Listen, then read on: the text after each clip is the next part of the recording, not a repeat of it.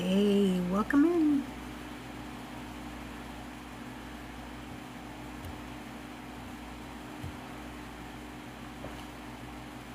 Just getting the YouTube started.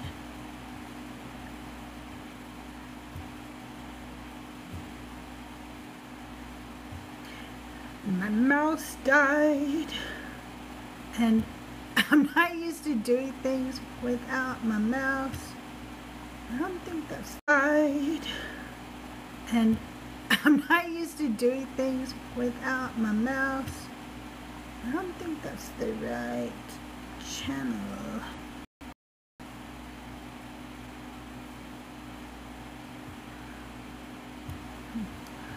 Oh, it's not what I want. I want this. Welcome in, you guys. Tap the screen, do all the good things while I get YouTube started over here real quick. If you're wondering why I'm so quiet. And here we go. Let's get this going.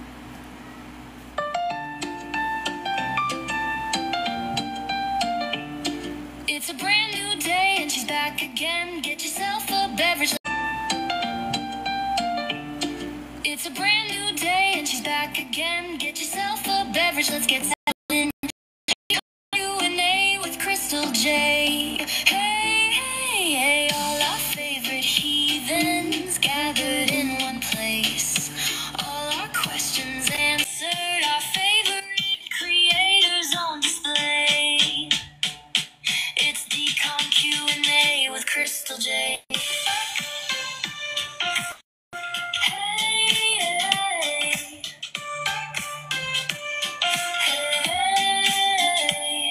Five, four, three, two, one. Get ready for the fun. Decon Q&A with CrystalJae.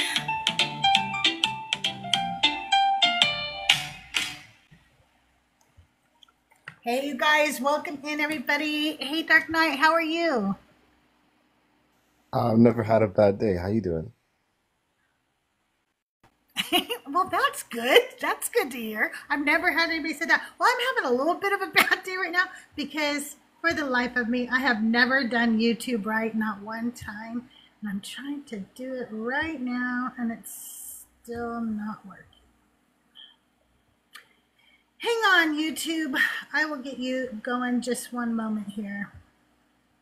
I just have to figure out why it's doing this.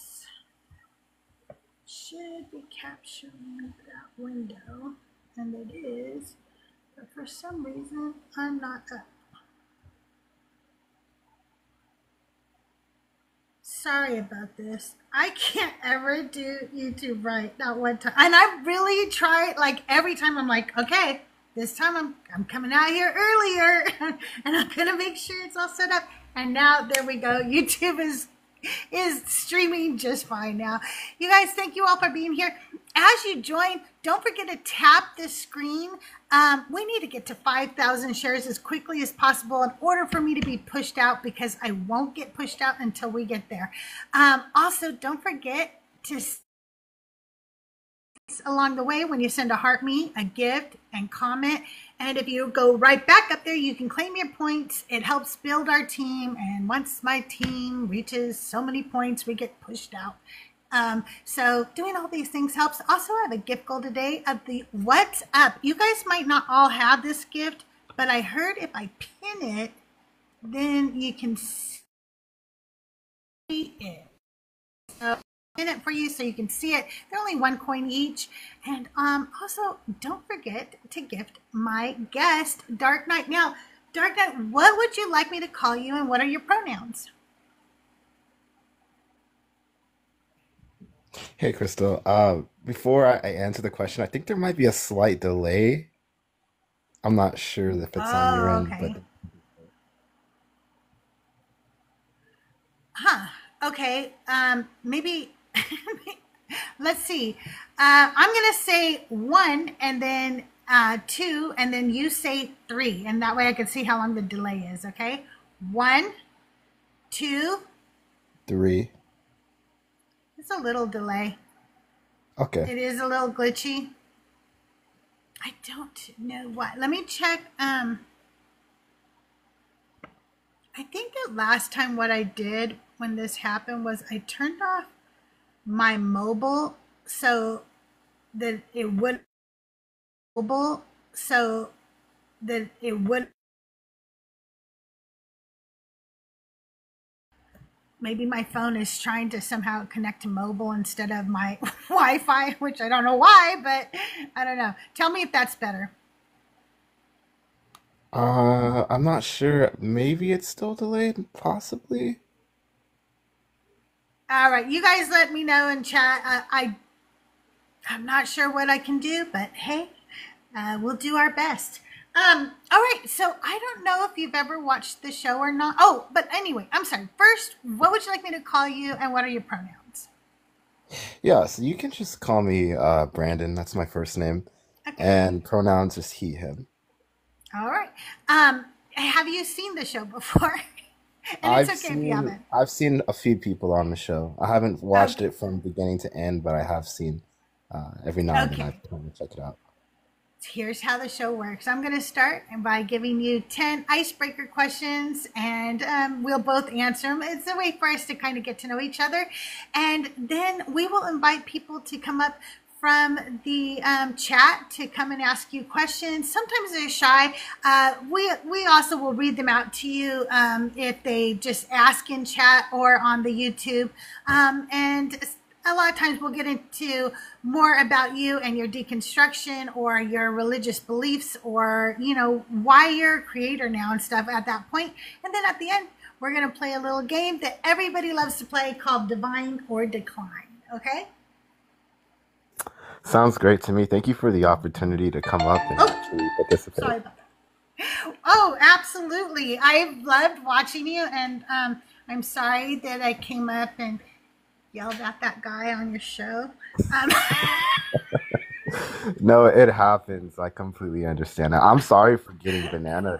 We had a previous schedule, but or a schedule date, and then, TikTok wants to send me the banana, but yeah, I'm glad to be here it's not nonetheless. your fault. It's just TikTok, you know. That's how Yeah. they are. Um, okay, so here are the icebreaker questions today. What are you excited about or looking forward to right now? Ooh. Okay, so I'm like seriously into video games. Hmm. I've been playing games since maybe right after I came out of my mom's womb. I think I was born with a controller in my hand. And so there's this video game called Crimson Desert that's supposed to come out this year. It's an Yeah. open world video game where uh, I'm not sure if you're really into games, Crystal, but Okay, so I am a gamer mom. That's what I consider myself, I guess, a gamer mom, where okay. I have played many video games. Right at this moment, I haven't, like, because I have ADHD, so I go through those stages in my life where I get into something and then I'm not into it for a while and then I get back into it or whatever. So but I have loved watching my children play video games, my husband play video games. Like, I feel like I was the original, like, game watcher before Twitch and shit ever was. Because I would just sit there for hours watching them play video games. So even if I don't play, I watch them. Oh yeah. Yeah, so there's this game called Crimson Desert. It just looks like it's too good to be true. It's an open world RPG game, and Those are the my the gra favorite. yeah, they're just phenomenal. The graphics look great. The combat system looks great. The character designs intrigue me, and I don't know. I've always been a fan of open world games, and so yeah, I'm Is it just looking on forward. console or PC, or are they coming out with it on both? It should be on both. Oh, cool.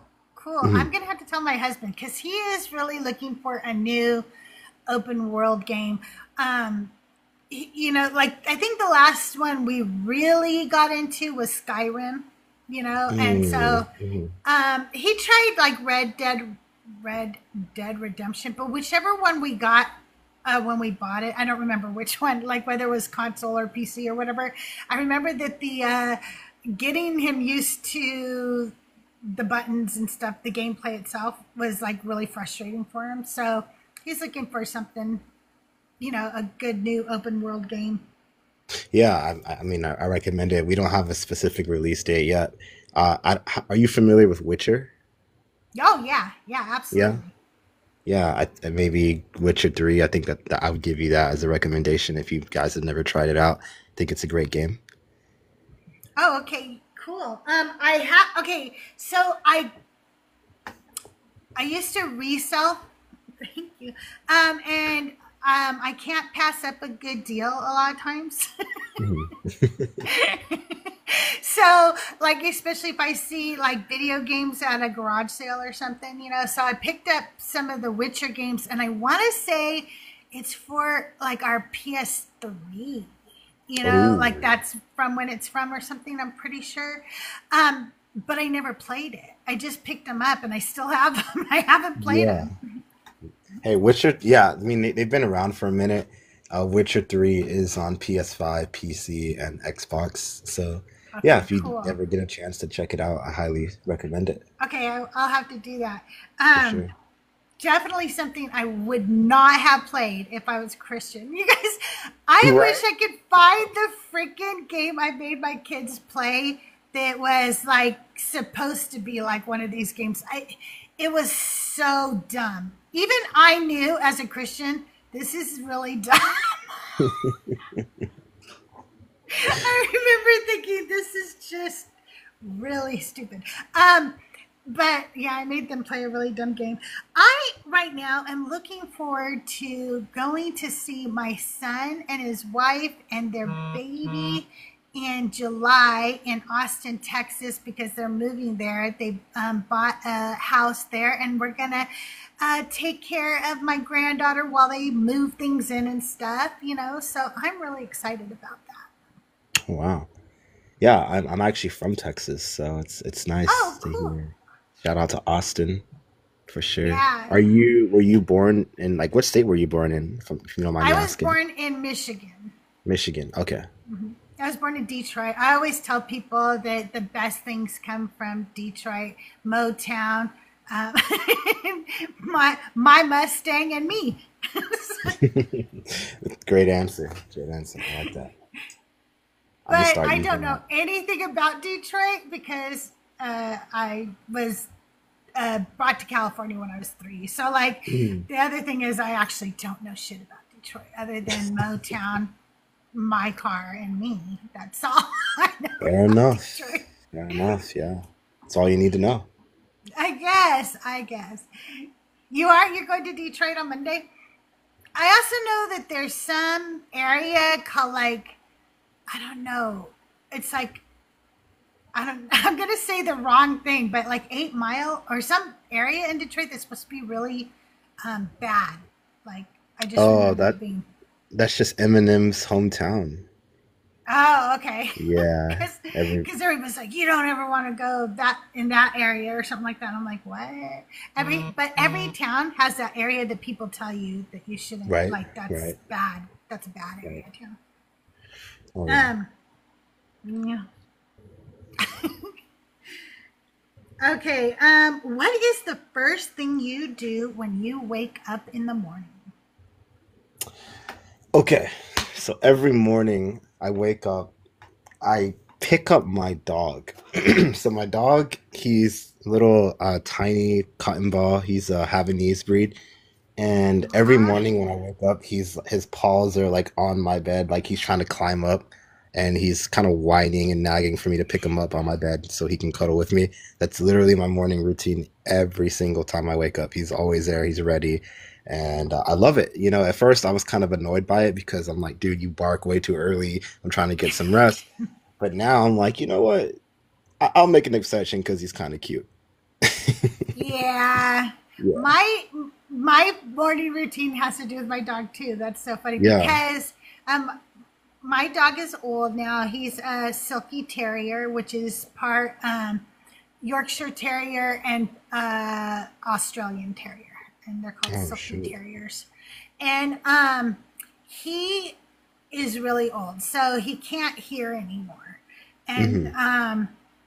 and he has never barked to get out or anything. He just kind of gets up and looks at you like, okay, I need to get out, right? You know, or whatever. Yeah. Like there's no barking or no going. Once you get up, he'll walk towards the door to be like, yes, this is where we're going. But that's how he tells you. So in the morning, I will hear him jump. His bed is on like a little trunk at the end of my bed, and I can hear him jump down. And the minute I hear those feet hit the ground, I know, okay, he's got to go out. I'm gonna feed him, and I'm gonna go make my coffee. Yeah, it makes sense. If you actually give me 15 seconds, I can go grab my dog real quick if you guys want to see him. Oh, absolutely. Yeah, I would love that. Give me like 15 seconds. Hold on. Yeah, no problem. Hey, you guys, while he's getting his doggo, you guys tap that screen. Let's get to 10,000 as quickly as possible. Looks like I have a new flash goal I can do. I'm going to pin the gift goal again because I know that some of you can't see it unless I pin it. And I have a flash goal. A flash goal. I need 8 different people to send me 1 rose each right now in order to make my flash goal. And so it just send me 1, and then I just need 2 more. All right. Thank you, Grandma Xana. Thank you, everybody who just sent us. Thank you, Chopper, Laura. Thank you, Lucas. Thank you, Ms. Carr. Oh, okay. Oh, here's the baby. Here he is. Let's Cookie, expand you. Come here. Aw, look at you. You're so cute. His name is Cookie. Oh, Cookie, you are so cute. He does this every time. Like every time I just walk up to him, he'll just lay on his back. I think he just assumes that I'm going to be dominant over him. So he just submits and just lays there and waits for me to just like do whatever I need to do with him. But he just likes to cuddle a lot. So cute. What a sweetie. I have one of our cats does that. His name is Sputnik, and he'll just flop down. And I always tell him he's trying to commit insurance fraud because he wants me to trip over him. Yeah. Yeah, shoot, at this point, if they could file a claim, they probably would. They would. Yeah. Especially cats, for sure, okay? They're definitely trying to commit insurance fraud. I know it. Okay, let's see. What's one thing you wish could be automated? What is one thing I wish that could be automated or animated? Automated. Automated. Oh, man. Automated. One thing I wish that could be automated.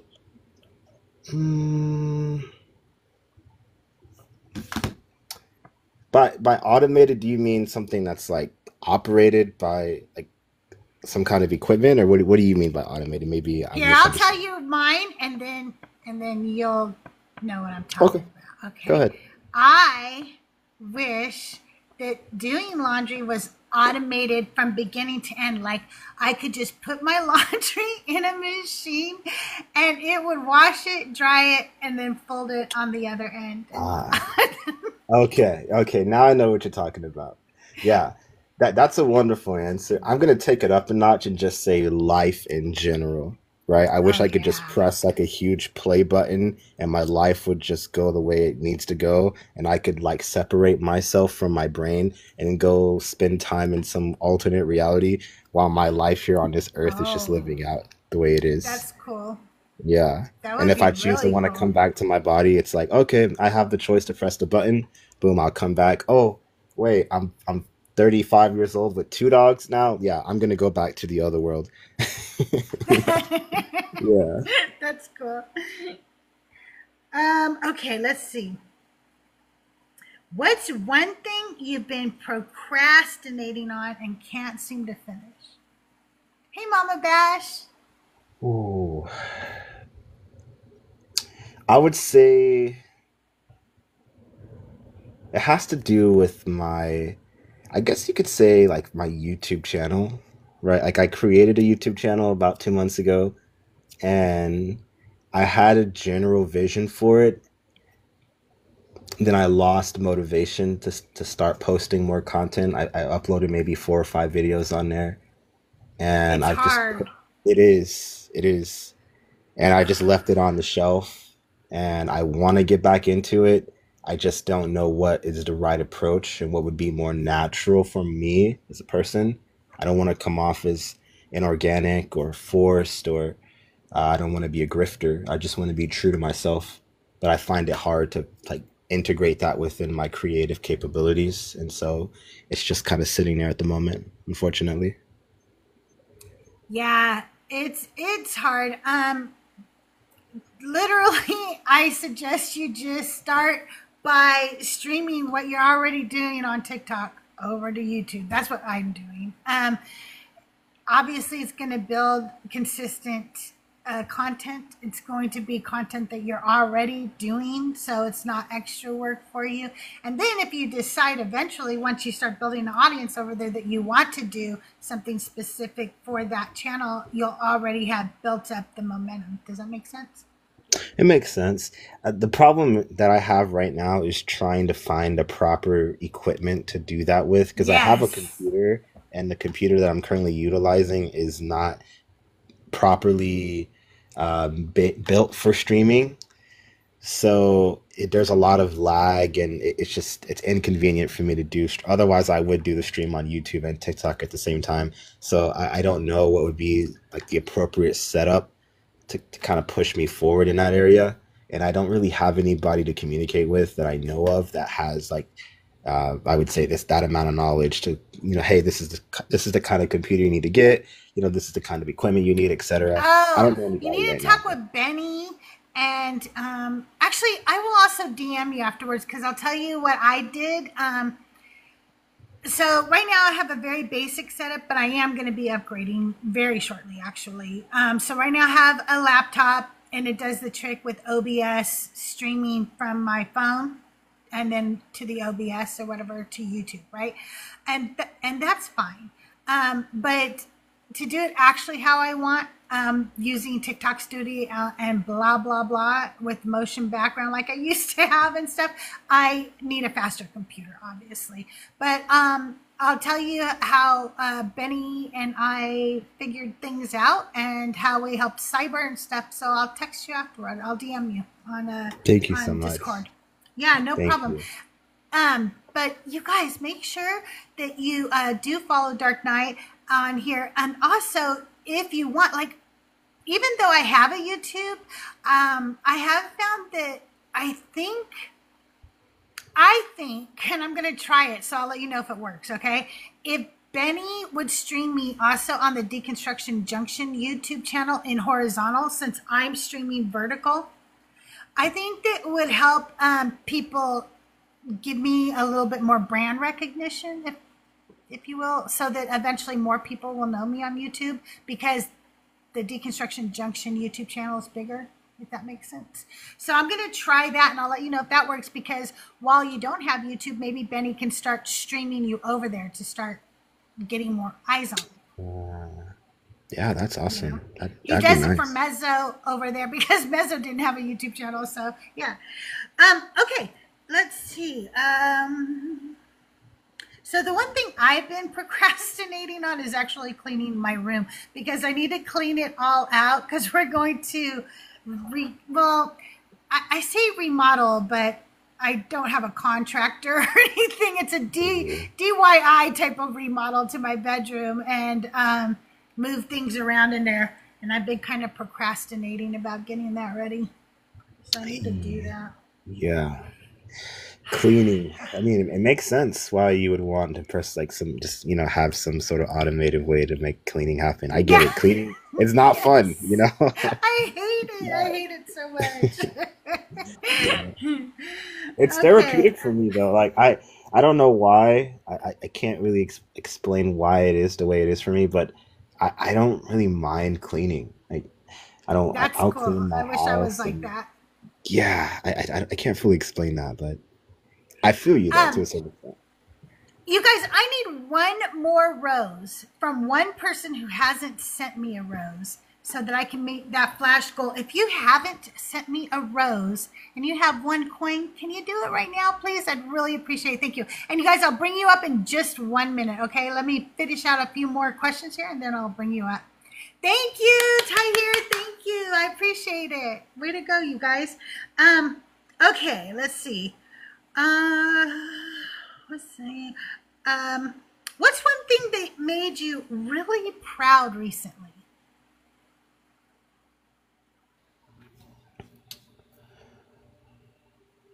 The thing that made me proud recently was, I would say, I guess I would say caring more about the needs of people around me. I think there was a time where I was extremely selfish and only wanted to do things that made me feel good and made me feel happy and not consider other people's feelings at the time. And I think that caused a lot of pain to people that were close to me. And so I did a complete 180, and I'm proud that I'm now like more empathetic, along with just simply recognizing that my words and my actions have either negative or positive effects on people, and just choosing my words a lot more wisely and my actions a lot more wisely than before. And so, I think that's something that I could be proud about because I wasn't always that way, you know? And- Yeah, you should be proud about that. It's very hard to, I think it's not hard. I think it's rare to have that type of self reflection Mhm. and say, these are some things that I need to work on in me, and I think that's really awesome. Um, it, I think that I tell people all the time when I'm deconstructing Christianity, it's helping me deconstruct a lot more things about me than I realized, other than just the religious aspect. Right. Yeah, and I think we'll get into this in a little bit, hopefully. But like when I was a Christian, I had like this idea that I cared about people, but it really wasn't genuine care. Like Yeah. it was mainly more of like kind of like a facade that I put up to try to make myself look good around other people. Like, oh, I'm doing these things and these people think that I genuinely care about everyone else, but I really didn't care. You know, I was like, fuck that. Excuse me, I don't know if I can Yeah. cuss here, but You fucking sure fucking can. okay. I always tell people we're fucking adults. So, no, I'm fine with it. I really don't care. Let's see. One thing that I'm really proud of, I know it seems dumb, but I'm really proud of this little show. I know there's only 10 people here right now, but honestly, usually there's 40. Okay. It's just happens to be one of the days where I'm not being pushed out or something, but that's okay because I have people watching over on YouTube, and then people who replay these back, and then people who send me comments and tell me how much they love the show or how they just found their new favorite creator because they watched my show. Mhm. And I have the creators tell me how much fun they have on the show and how much they appreciate me doing this for creators. So I'm really proud of my little show. And I Yeah. love the theme song. Yeah, it's a nice theme song, and I'm curious, and if you don't mind me asking you, what led you to wanting to create this kind of show? Because from my end, like you almost make me feel like I'm a celebrity. I know I'm a nobody, right? Like Aw. I'm at the very bottom of the tier list, but like I feel like a celebrity. This entire week, I'm like, oh my god, it's like I'm on national television and I'm being interviewed by a well-known I love individual. that. Like shit, I'm like, what am I supposed to say? How am I supposed to conduct myself? I just got to be myself, right? But yeah, I feel like a celebrity almost, and so yeah, tell me more about What what kind of inspired you to run the show and create it. what happened was one night I was watching some of the creators like Joel and Mezzo and Justin, and throughout the night this recurring theme kept happening, and I was like, oh, wow, I got an idea. It was friendlies kept trying to come up and talk to them during their show. And while they're trying to be really nice and polite, because obviously they love their supporters, at the same time, you could tell there was this air of frustration, like, but I really want to talk to a Christian right now, right? And I thought, but what if there was a show where we could talk to you? and we can come up and ask questions to you. And then we didn't have to interrupt your show, and we can ask you questions. So I thought that's what I'm going to do is a Q&A show, and I'll have them on as guests, and then their followers can come up and ask them questions, and we can have just a relaxing night to get to know them. And then I don't know, I pictured it being just like at the time we had about 40 creators in the Deconstruction Junction, and not even all of those were active. So it was about 25 or so that were active. So I was picturing that I would just kind of recycle them over and over again. But to be honest with you, there's so many creators that I really haven't gone back to any of the creators yet. Like I did with Zena May, just because her show, when we went live, the lag was so bad on TikTok that it was like we didn't really get a chance to do a good show. So she's the only like one that I was like, can you come back and do a show with me again? But otherwise, there's so many creators, and it's been awesome getting to know everybody. Absolutely. Yeah, I'm impressed. I mean, I don't really see a lot of people, if anyone, I don't think anyone is really kind of doing what you're doing right now. And so I'm glad you're like a bridge to the other people in our community who maybe want to ask questions to some of these content creators and they don't really have that time to. So yeah, I mean, once again, thank you for giving me an opportunity to come up, and thank you for creating the show. Absolutely. I really like it. And like I said, I don't know, like I get so much positive feedback from it, and that makes me really happy. Like, obviously that wouldn't, make anybody happy to get positive feedback. And so yeah, it's been fun. I have to say, I have a weird I have found that I have a very weird form of stage fright before each show. And it took a while for me to know that that's what was going on. But I was telling my husband today, I get like a ton of energy before a show. Mm-hmm. And then right before the show, I feel completely exhausted. And suddenly I feel like, oh my gosh, I have to go on. And I'm just exhausted. I go, but as soon as the show starts, I'm fine again. But I think it's just a weird form of stage fright for me, like how my body is like, okay. But I think it's adorable when other people get stage fright to come on my show, because I've had many people tell me that too. Like, I was so nervous all week to be on your show. And I'm like, I only have 5,000 followers. Yeah, no, it can be intimidating. Like, I completely understand that. I think if I would have met you about a year ago, I probably would have been like this little shy guy that was like, no, please, no, don't bring me up, please. But shit happens, so hell yeah. Yeah, we get over that pretty, for sure. Pretty fast.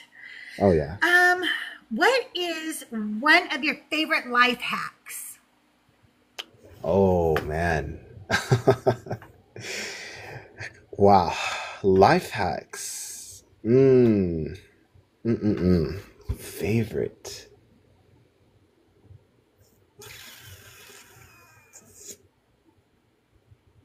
That is a difficult question, Crystal. You got me right there. These questions increase in difficulty as... No, I'm just kidding. Just kidding. I think you're asking me that. She goes, do these questions get harder? Okay. Would this be considered a life hack, just being able to like turn off your notifications on your phone? Yes. Yeah. Like, I know I have stuff to look at, but I would rather not hear the zzz or the... I'm with you. I turn off my phone. It's off all day, all night. It's never on. Okay, like it's just not. As a matter of fact, Joyful teases me because if you call me, I'm gonna call you back. I'm not gonna be answering that phone. It's just not gonna happen. You have to be my husband, my children, or my grandchild to get through on the first ring. Okay, otherwise I'm just calling you back. So. Yeah, I don't like phone noises either. Do you? If somebody's phone rings, does it feel insulting to you? Because it does. Yeah, it does. It does. I'm like, come on, guys. What are we doing here? Yeah, no sounds in public, please. Keep your sounds to yourself. I don't need to hear your phone sounds. Right. Now, if the ringtone is like a great one, like something that is unique, then I might get a good laugh out of it and I won't have a problem. But if it's like the loud, Yeah. that's where I lose my shit. I'm like, why? Yeah. Thank you, Deborah, for all those gifts. Thank you so much. My life hack is boring and it's gonna be sound like just like something your mom would tell you. But kids, everybody should have a library card. Your library card isn't just for books anymore. Many libraries now will let you borrow things like equipment, like baking dishes that you don't have and can't afford to go buy if you need to bake something specific. Like, you can even get like movies, and let's say you don't have a DVD player, but you want to watch some DVDs. A lot of times you can borrow a DVD player. So, and now you can get all your books online too, right to your phone from your library. So, I don't know why you don't have a library card, but you should go get a library card because they're free. And Mom just told you to. All right, don't mind me. You're gonna hear a lot of tapping. I'm actually filling out Okay. an application for a library card right now. So Okay. yeah. Okay, good. I'm glad. Let's see. What's one productivity tool you couldn't live without, and what makes it indispensable? Productivity tool. Shoot. Okay, these questions are getting a bit more difficult. I see, Crystal. I see what you're doing here. Okay. I see. Okay. Pretty soon I'm going to have you telling me about, like that heart-wrenching moment in your child, and you'll Yeah. have tissues. I'm probably gonna. What is your social security number? Okay. And tell me your banking information and Your mother's maiden name? yeah, right. Um. So productivity tool, I guess you could say, and is this more a reference to like software, or are you referring to just Anything. anything in In my, life? I'm going to tell you about something that helps me in my life that be Okay. more productive. Mm. Can you give me your answer while I Sure. ponder on that for a second? I'm gonna listen to your response, but I'm also gonna think because Okay, that mine one's is a difficult. stupid little app called Finch, and it's very childlike little app. Okay, where you have, I think you put your goals for the day on self care, productivity, and like overall like movement or exercise or stuff like that. And as you complete your goals, you earn like little diamonds, or I don't know what they call them in the game, and then you get a little penguin, and you can buy little things for your big. Thank you, Grana. I'm glad you like Finch because I love it. And recently, I started. Oh, there was a book written back in like the 70s or 80s or something called The Sidetrack Home Executive. And I used to use it when I was a young mom. And now that I'm older, I realize these two women who wrote this book actually most likely had ADHD. When you read the book, you start to realize, oh, that sounds a lot like ADHD. But they figured out a way to work around the issues that they had, even though they didn't know that that's what they had back then. Okay. And I can use Finch to use their techniques to help me and be more productive and get stuff done. And I get a Mm, little penguin. So, nice. That makes sense. Okay. Thanks. Okay. I I feel like I have to piggyback off of what you said because I still really can't think of anything. So this is going to be kind of basic. So I do apologize for this, but I I think music is something that has a significant impact on my life for the longest time. And I value this application. We just call it YouTube Music, right? But I think mhm, that uh, music has defined my life in a lot of areas, and there's songs that I've heard that completely resonate with me during particular times of my life where I go through trial and tribulation, or I might be having like my all-time highs, and I find songs that resonate with that feeling that I'm experiencing in that moment. And so, like I said, it's kind of a general answer. I do apologize if it's No, kind of it's basic, good but because when you said that made me think of like my daughter. Music is mhm, there's actually my daughter, my child. They're both people who give them headphones and let them play their Spotify or whatever, and mhm, they're going to be much more productive. And and absolutely. so yeah, I think that's actually very important to a lot of people. It was really Yeah, good.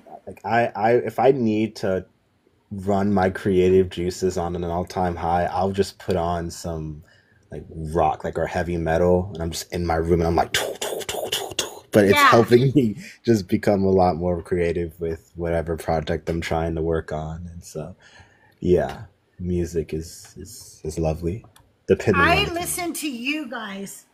Like for some reason, Okay.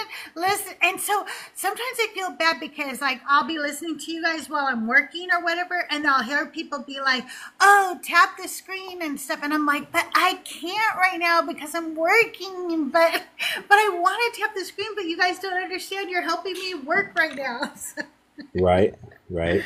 Yeah, but don't think I don't love you if I don't tap the screen every time because I do love you, and I do tap when I first get there, like a lot before I start work.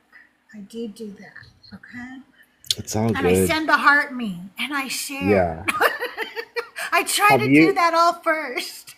have you seen those clickers that you can attach to your phone for the likes? Yes, Yeah. yes, Those those things are are so cool. helpful. Yeah. I think I need to get one. I don't have one. I actually never had one before, but I'm probably gonna get one now. Yeah, those are pretty cool. Oh, it won't let me pin. It won't let me pin the gift goal, you guys, but it is the what's up. And thank you so much, Ty here, for all those gifts. Okay, what's one recent thing or experience that exceeded your expectations? Exceeded my expectations. I would have to say it's going live on here and finding finding a community of people that genuinely care about strangers. I think when I, deconstructed from Christianity, that loss of community was obviously there. And I went through a weird phase where I tried to find groups of people to kind of interact with, and I didn't really find anyone to stick around with. And then I came to Yeah, TikTok and I got involved with hosting live streams. And at first I thought, well, maybe it was just going to be some casual discussions and maybe I'll meet some decent people. Who really knows? But after doing this for almost half a year now, I've met a lot of wonderful people in our community, and it just blew my mind. I didn't think I'd actually connect with others who were like-minded individuals and just completely open-minded to just anything about me. I was kind of afraid of maybe being judged or made fun of for my current personality or even just things that I went through in my life. And so I'm just, yeah, I would say that exceeded my expectations. Just finding people that genuinely cared and actually want to be involved in your life and want to see you be a better person just in general. yeah, for sure. This community does exceed my expectations all the time. Um, all the freaking time. Like, you have no idea. The fundraiser they did for me out of the blue blew my mind. Like, you Mm. have to know I had no idea. Okay. And then to see the outpour was absolutely wild. But um, so, gosh, there's so many things that have exceeded my expectations recently. I actually exceed my own expectations sometimes, but like sometimes I when I find out when I ask people to be on the show and they say yes, it always exceeds my expectations. So allegedly Ian is going to be on my show June Oh, 19th. hell yeah. Isn't that cool. Yeah, So, that's nice. yeah, and people will tell me sometimes too. I have people who will message me and they'll say, "How do you get these people to do this or whatever?" And I'm like, one, I don't get them to do anything, okay? Like, but two, all I do is ask. So it's really awesome that it's been such a positive response and that people are like, sure, I'll do your show. I love it. So yeah, that really exceeded my expectations though. I was like, because a lot of you know of me, even if we haven't had very much interaction, but Ian doesn't have any idea who the hell I am. He has no clue at all. So. Fair enough.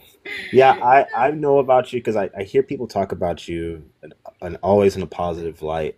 I don't think I've ever heard anybody say one negative thing about Crystal J. I I'm like, I've never thought of like who the fuck would say anything negative at this point? Like, I don't know.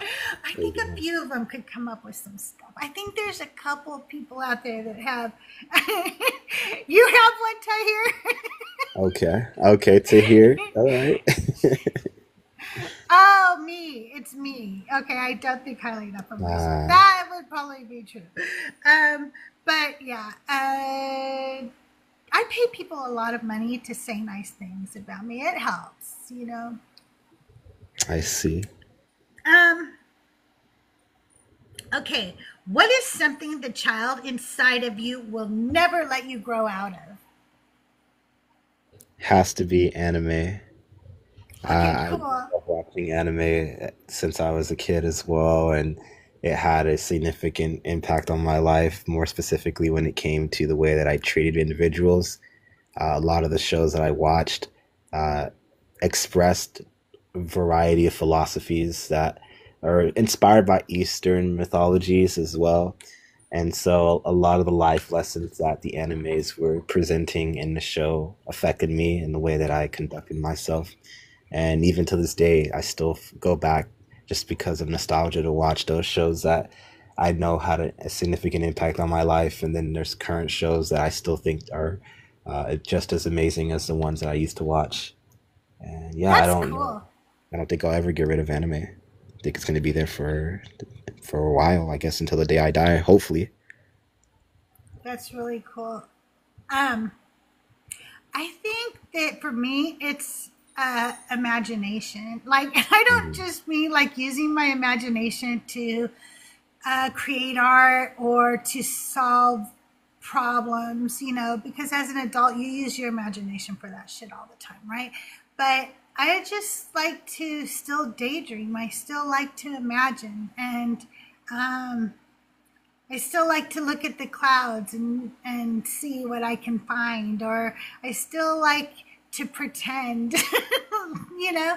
So I don't think I'll ever stop doing that, and I hope I don't because I think that um, people don't just allow themselves to escape into their imagination quite enough. Really, they're too I bogged agree. down by the stressors of the day. Oh yeah, for sure. For sure. No, I agree with you 100% on that. How do you bring a smile to somebody? How did you bring a smile to somebody else's face recently? I'm gonna just have to sound like a young generational piece of work. I'm gonna say I used Riz. You know, I don't know if you know what Riz is, Crystal J, but I used a Riz on somebody that I know who's actually currently in here right now. But yeah, I had to utilize the Riz on them, and I know it worked because they let me know. You know, they're like, "Oh All shit." Okay. right. All So right. I'll leave it at that. I won't get into specifics. Okay, I'm going to assume. Now, let's see if my old lady translation skills are working here, okay? But Riz would be similar to what they would say back in the day as your swagger, huh? Your little So swagger yeah, is to a working. certain extent, yes. Riz is just pretty much just like a shortened form of saying charisma. So if you know just have some kind of witty way of getting someone's attention, that's what it would Yeah, be. okay. Yeah, that would Yeah. be the swagger back in the day. Mhm. Okay. All right.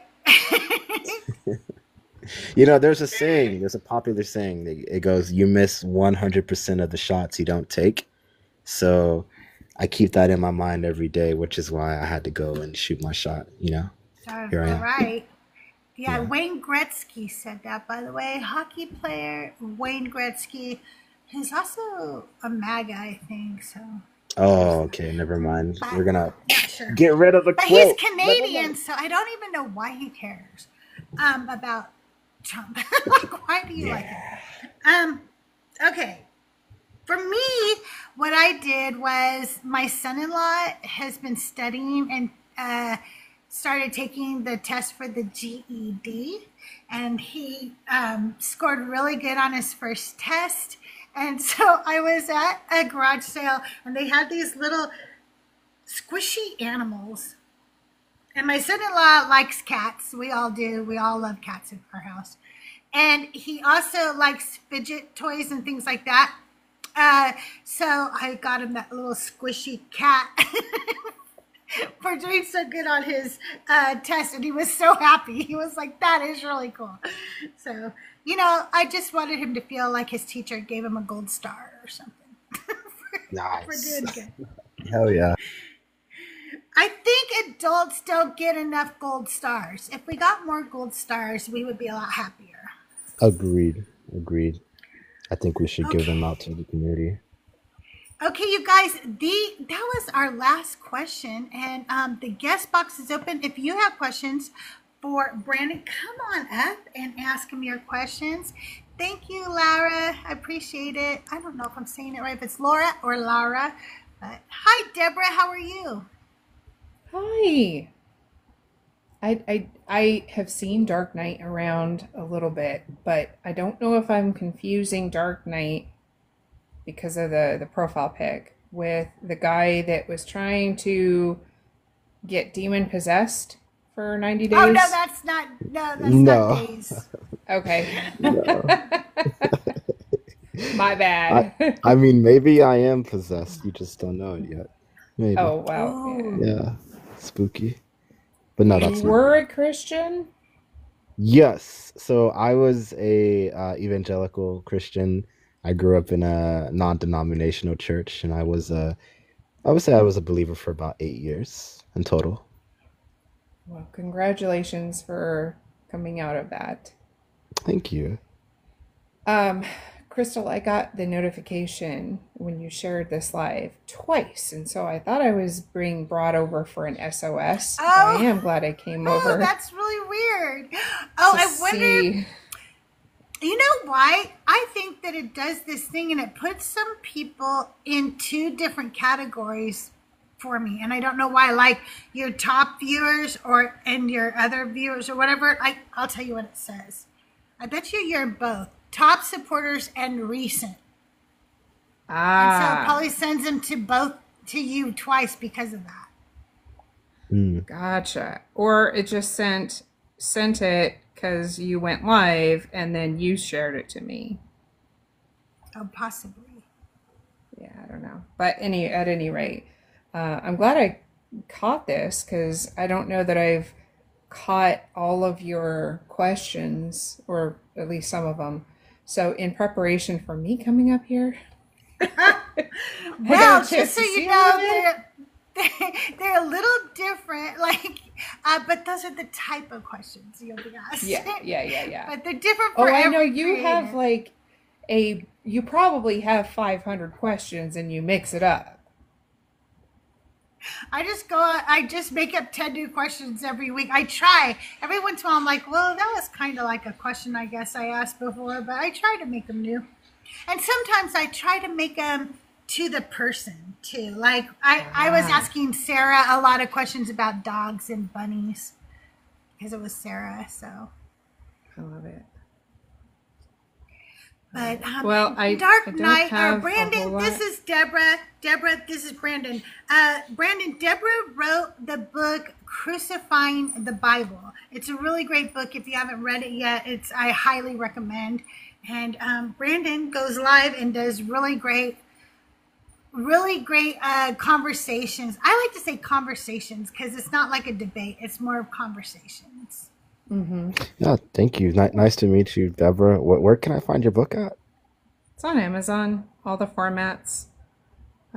Disclaimer, the Audible does not read out the tables, and there's a ton of tables in there. It's a resource book mostly for deconstructing or atheists who want to debate Christians. So, yeah. Oh shit. I reverse engineered all of my old apologist arguments. Okay. Hell yeah. And what is it? Crucifying the Bible? Is that what it's called? Mm-hmm. Crucifying the Bible. Okay. By All right. Deborah Grace. Deborah Grace. Okay. Deborah Grace. All right. And you said Perfect. you've been going live for only 6 months? Yes. So I've been Wow. just about 6 months into hosting these lives. Nice. Yeah, Very they're cool. really, really good. I Until he appreciate gets that. like Crystal, Macluster, and Zename, and then it's like forget about it. Yeah, I honestly didn't think like even now and maybe it's just me being too hard on myself. I don't feel like I'm good enough for the lives. I feel like I'm progressing and like I'm constantly in a state of growth, but I feel there's just a lot of things that I still want to improve on. But yeah, I've been doing it for almost about 6 months, and I'm grateful for just the ability to be able to communicate with other people about some of these experiences that I've faced in life, and also kind of go and picking apart people's arguments and finding other people that can do the same or even do it better than I can. So Well, it takes a lot of courage to do that, so I applaud you for that. And the more voices that are out there, the more the message is going to get out there because, like, your audience is probably going to be different than my audience hmm and hmm different than like Justin's or Thinker's audiences. So, like, the way we approach this is so vastly different. I'm so super grateful that there are so many voices now, and you caught the attention of this community to be here right now. And so, congratulations. thank you so much. Yeah, no, he's really good. Um, and it, well, if you get a chance, just go. Oh, there's Zename. If you get a chance, go check out some of his videos because there's clips from his shows on his Nice. timeline. So I yeah, shall. they're really good. Oh, by the way, I'm sorry, but your reptile videos, Deborah. What? Your Oh, the reptile reptile, videos. reptilian She videos. had a guy who really believes in reptilian people on her show. Well, that's what he said. We were reptilian. AK and I were Right. reptilian, and that God was trying to eradicate us from the face of the earth. And I was just like, what? I'm not human. How did I birth a little child then? You know, like that Was was he trying to weird. tie that back to like the Nephilim or something or some demonic activity? Uh, Demonic. Yeah. Wow. Hmm. Yeah, Apparently, I'm not a Yeah. human. you're not. I guess not. Yeah. I've heard that conspiracy running around for a while. At one point in time when I was a Christian, I did believe in that. I thought there was like a chance that there could be reptilian men out there who were disguising themselves as humans. Because there was like these videos where you could see like these like reptilian eyes that were in like certain leaders like politicians or maybe celebrities, and it would look Mhm. like their eyes would glitch out and they kind of look like, oh well, these guys have some reptilian eyes. So at one point I did believe that, which is kind Oh of yeah, sad when I looking was back on it. a Christian, I saw at the tail end, I think, of my walk, I was watching a video of Meghan Markle at like some sporting event, and she looked like she glitched out. And how am I to know now, with the critical thinking, whether that was uh, like deep fake AI video? I don't know. The special effects that have been in existence for 20, 25 years now are so much better than back in the 70s. Yep. So we don't know. This is not the land of the lost, though. I'm just going to say it right now. But we're not reptiles. At least Right. I'm not. Deborah, if you're a reptile, will you please tell us on my show so I could be the one I broke this story? Can I at least? Oh. Well, I'm the one that has the breaking news videos, so. I know, it's true. So. You do. By the way, if you haven't seen her breaking news videos, they're so good. You have to see those. I Hi, only have a Ken. few of them, but that's I'm working on getting some more out there. Oh, I hope so. It's a great series. I love it. Really good series. You guys, if you have questions for Dark, the guest box is open. All right, come on up and ask Dark your questions. Hi, Tahir. Hi guys, how's it going? Going Hello. good. How are you? Good, thank you. Did I interrupt you? I wasn't. No, Oh, not okay. at all. Well, I wanted to give Dark. I want to give you your flowers because I've popped in a few times. I haven't really been able to stay too long, but I did see the video that you posted. It was like about your mom and how somebody was saying that your sin was the reason for that, and how you kept your cool, especially in that moment.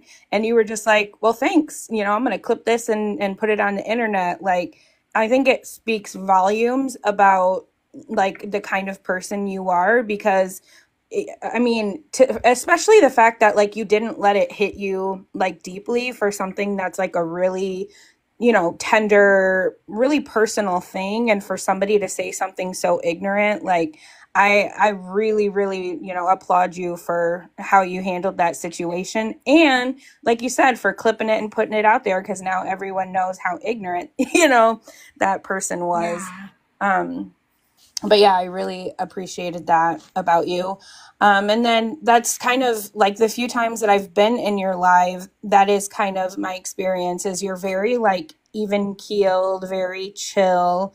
And that's one of the things that I'm really fascinated by, people who are able to maintain that kind of demeanor.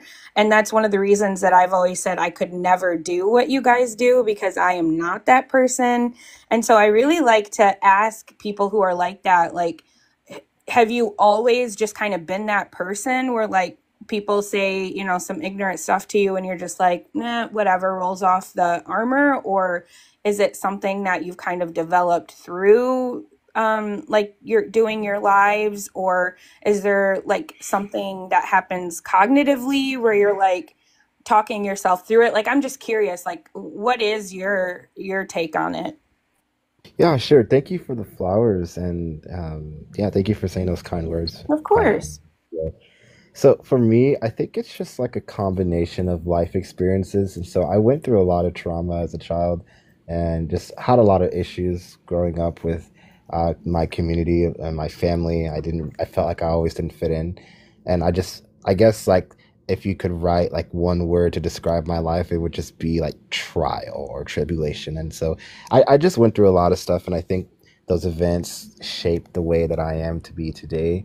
And so when it comes to these situations where people might say some out of pocket things, or they might insult me personally, etc., I try to let my silence sometimes speak louder than my words. So sounds kind of weird, but sometimes when people say stuff like that, I think it it does, like you can respond, like I'll give like a response, but I would rather like not crash out or say anything wild, because it really goes to show that some people who truly believe in this stuff will say the most like craziest things, and they never get checked on that, right? They never get put in place, and they feel comfortable speaking openly about those experiences in their life. And so, long story short, I guess it's a difficult way to answer it. I don't know. Like I just always kind of been this way now, growing up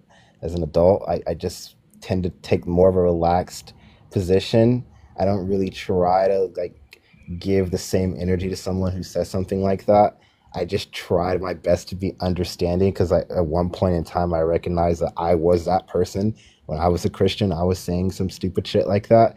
And now that I'm on the other side in, I realized not everybody is like doomed, right? Like there's a chance that somebody could potentially change their life. And I'm not saying I'm going to be the one to cause the change, but uh, I just have to be patient because I was just like that person, and there was somebody who was being patient with me, and so I feel like I should at least extend that patience out to them. I'm sorry if my answer was all over the place, by the way, but No, No, it wasn't. It no, yeah, that was wasn't. perfect. Not at Yeah. all.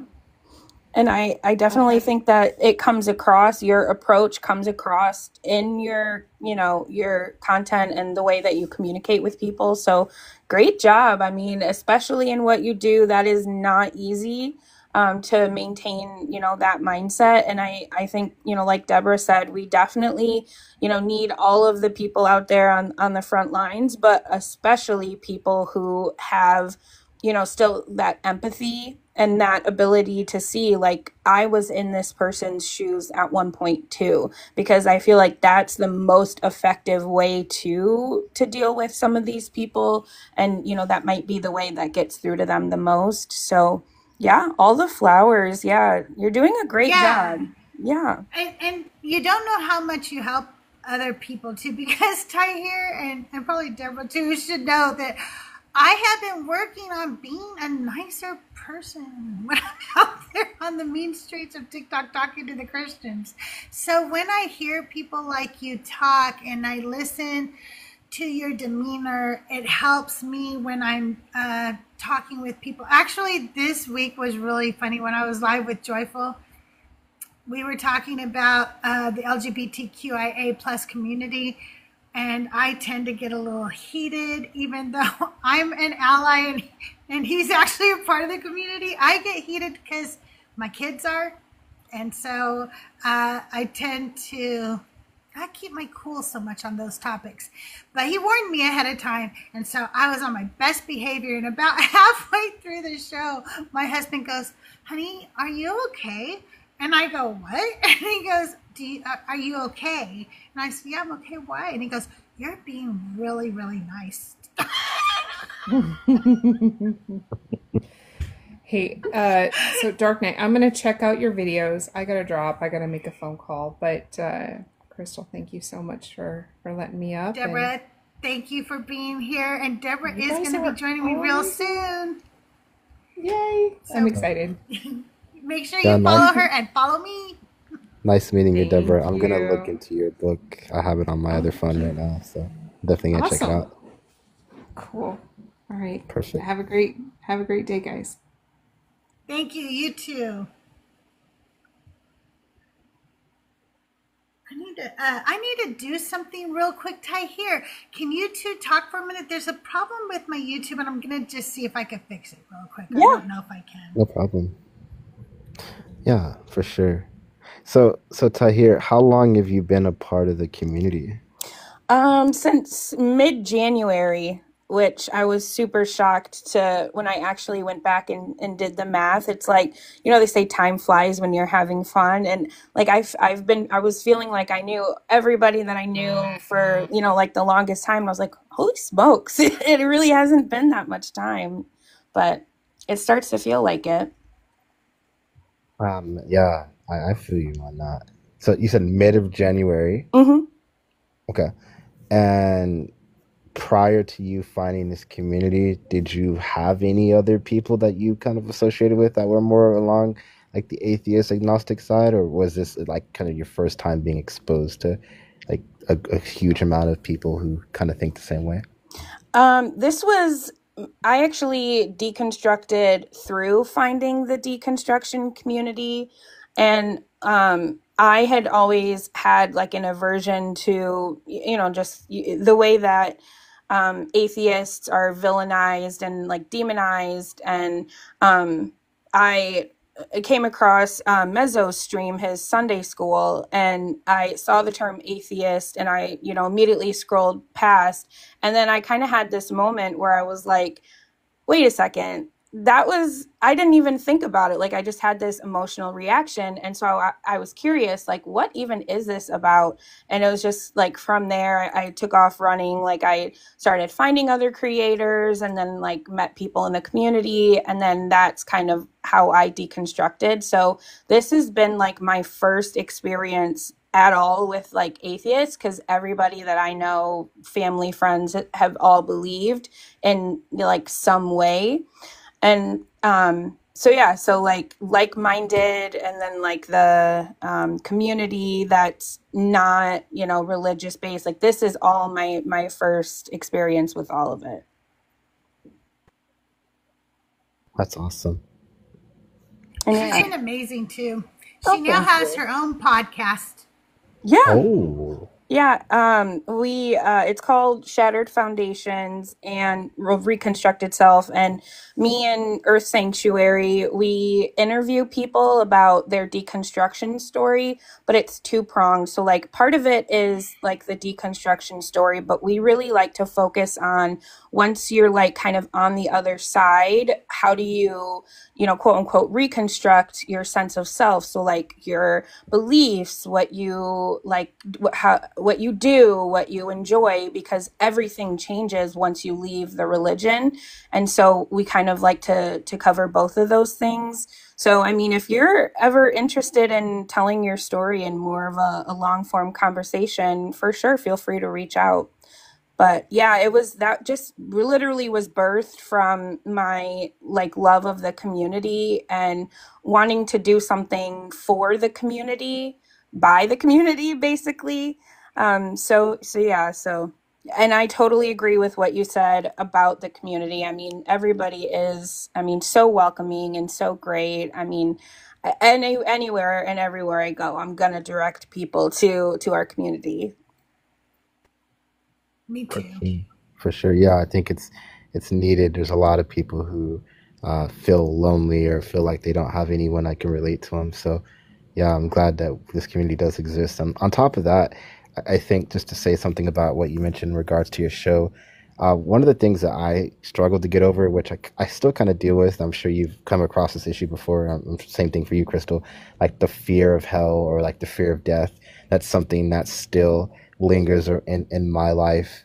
And also just understanding, like trying to have a better grasp of morality. So, when you lose that foundation of Christianity, it's like, well, what do I appeal to now? And so I would say those have been the two struggles that I've recently been dealing with after I deconstructing. can Is just trying to maybe help understand. you a little bit with both of those things. So when I was really struggling with the hell and the heaven and the lack of there being an eternal life, because a I part of got it wasn't even I'm so sorry. I got to drop down. I've got a call coming okay. in. But it was nice talking to Okay. you guys. I'll be in the Thanks, comments. Take Tahir. care. I Yeah, of appreciate course.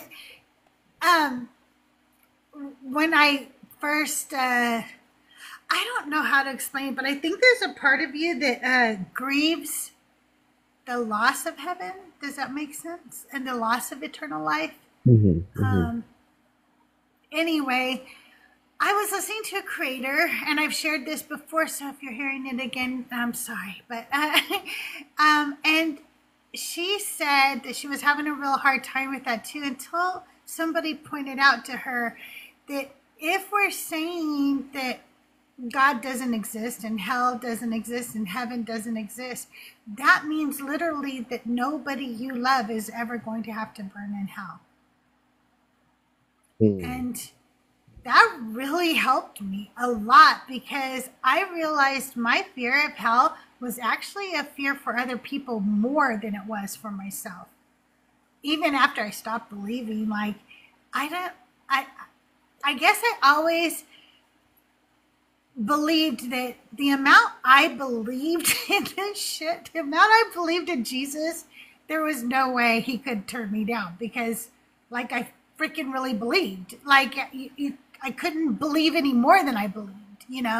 So when I stopped believing, I realized that day one of my biggest fears had always been that there was people I loved who didn't believe, and I thought they were going to hell, and now I don't have to fear that anymore. But That's as far as purpose, I'm going to read to you my favorite quote that I found after I was an atheist. But when I was a Christian, I was a Quaker. And this is written by a Quaker, of all things. I expect to pass through this world but once. Any good thing, therefore, that I can do, or any kindness that I can show to any fellow creature, let me do it now. Let me not defer or neglect it, for I shall not pass this way again. And I love that. I would have it tattooed on me if I could. Well, I could, but I haven't had a tattoo yet. So, but I love that saying so much, because I think Christians rely so much on the afterlife that they don't care about this life. And I think that one of the things I've learned about atheists is that that's all they care about. And because of it, they care about humans more. You know, they care about each other more. They have more empathy, because they realize it's everybody's only trip here. If I know it's my only trip here, and I know it's your only trip here, I want to make your trip as awesome as possible too. I agree that that makes sense. And now that you gave me your answer, it leads me to another question, which still kind of relates to what we're discussing here. But and if I'm wrong, correct me, please. But like for myself, for example, like my mom, my earthly mom, she's no longer here, right? And so one of the things that Christianity would teach you is, if they're believers in Christ as well, you'll reunite with them in the afterlife, and so on. But now that that's gone away with, that's something that I simply don't know of if that will ever happen. Maybe if I'm on my deathbed, I'll like have some weird brain malfunction that will somehow create this experience where I'm like communicating with my mom which probably not her. But like, have you experienced anything like that where you've maybe like thought about, oh, like maybe there's someone that was really close to you who you probably think you won't be able to see again now that you've deconstructed from Christianity, or maybe you do think you'll see them again. I don't know, but like, I is don't there think I'll something that see you? them Oh, go again, ahead. Go ahead. but I do think I see them all the time, and I don't mean that I believe in ghosts. I think that I see them all the time when I look in the mirror and I see my mom. And when I say certain things to my kids, I hear my dad. And when when I'm being a particular type of silly, I see my best friend Carol. And they live because I live. Mm, that's beautiful. And Yeah. one time I heard somebody say that you die twice. You die when your body stops living, and you die the last time anybody ever says your name. So whenever I think of somebody, I actually say their name out loud, just so that they live again. Wow. So I wish that there was a special place where we were all going to be reunited afterwards. I don't actually believe that. I hope that would be really cool. But in my mind, I think that that I just keep them alive, and that's what I have to do. Like, and I also like to think this. Okay, I know this is a coping mechanism, and I'm okay with coping mechanisms, just so you know. But there's a possibility, Brandon, that there are multiverses. And somewhere, if that's true, you and your mom are having a great time right now. Yeah, it's crazy you say that. I was literally thinking about that earlier today. I was on a call with somebody.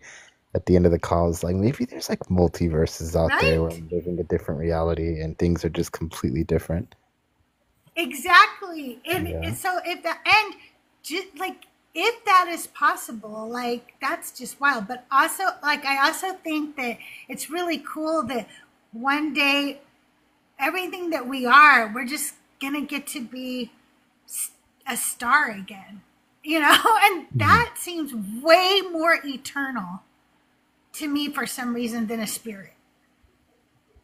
Yeah, I agree. So I don't know. Those are some cool things that I think of to help me cope with that kind of shit.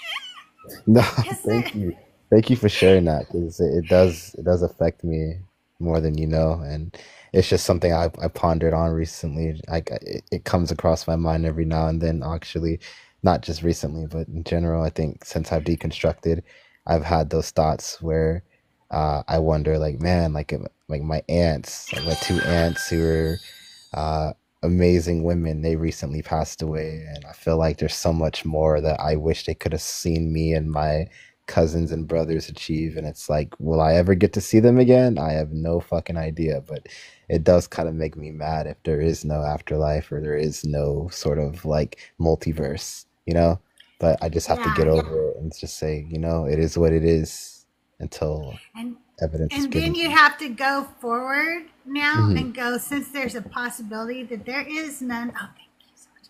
That now when I think, hey, I should text that person, I actually do it.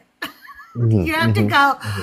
oh yeah, I need to actually do that now because I don't necessarily know that there's any heaven that I'm going to get to say these things to this person on or whatever. Say the nice things, say the compliments, say the I love yous. I know I love you is so hard sometimes. Say I love you. Hug each other. Make the trip, even though you're like, I don't want to take a 6-hour drive today to go see that person. Do it. Do it. You'll be Hmm. glad you did. Like, do all those things because we only get this one chance as far as we know. And I think if people lived like that more, they would treat each other better. That's true. They would Yeah. see each other more, hug each other more, kiss each other more, do all the good things. Hmm. Valid. Yeah. If you are if you're a Christian, I was gonna say if you're a Christian, you shouldn't be in here. Actually, no. If you have a question for Brandon, the guest box is open. Put a request in. If you're too shy to come up and you have a question, you can just ask in the chat. I'll be happy to read it out for you. I am having audio problems over on YouTube. I'm doing my best. I don't know what's going on, and there's nobody over there to answer my questions right now. So if you're on YouTube, though, and you have a question, just put it in the chat, and I'll read it out for you. Hi, Grana. How are you? Hanging in there. How about you? Doing good. Did you I have am questions for cuddling with Brandon? my Havanese right now, just so you know. Nice. Mine's black and white. So, yes. Yeah. But What's she's his big name? for a Havanese. She's like 17 pounds. So, Oh, shoot. yeah. Yeah, that's a big dog. My question is, okay, what was my question? I just skipped my head for a second there. Oh, what is or was the most difficult piece for you to deal with when you were deconstructing? I would say, on top of what we just discussed here, I would have to say it would be losing the community of people that I was around for about almost around 8 to 9 years. Wow. Just the church community, what they were quite helpful and played like significant roles in my life, whether it was like my pastor, who was my father figure at the time, or um, his wife, who was I viewed as a motherly figure as well. And coming to understand that I no longer believe, recognizing that I lost my faith in Christ, I realized that the community that I was in began to slowly push me away. And some of them wanted to stick around and be friends with me, even though they disagreed with my new decision or new journey in life. But a lot of them put distance between me and them. And I think that had a lot of effects on me because I just depended on all these people, and so it's like one day everybody loves you, and the next day most of them want to treat you like a stranger. I think that caused a lot of pain in me, and I had to learn how to embrace that pain and get over it. And so that would be my answer to your question. Wow. Mhm. That does sound rough. Yeah, because Yeah. I'll add this as well. Like my biological family, or immediate family rather, like I don't have any connections with them. So like the church was my safety net. Like I didn't really have any friends outside of church. My family, they were toxic, abusive individuals, and like there was literally nobody else that I could Oh, go to besides the church. So when I lost that, if I was afraid, I was terrified. oh, wow. Yeah. How are you doing Have now you? as far as? I was just Oh, gonna say, go have you ahead, been Crystal. able to find some new community? Yes, so I have people that I have like met through TikTok, and we've connected more on our similar interests. Like we'll play video games together, and there's also people that I know who I met outside of TikTok who still have a significant like role in my life, and they benefit me a lot. I benefit them as well.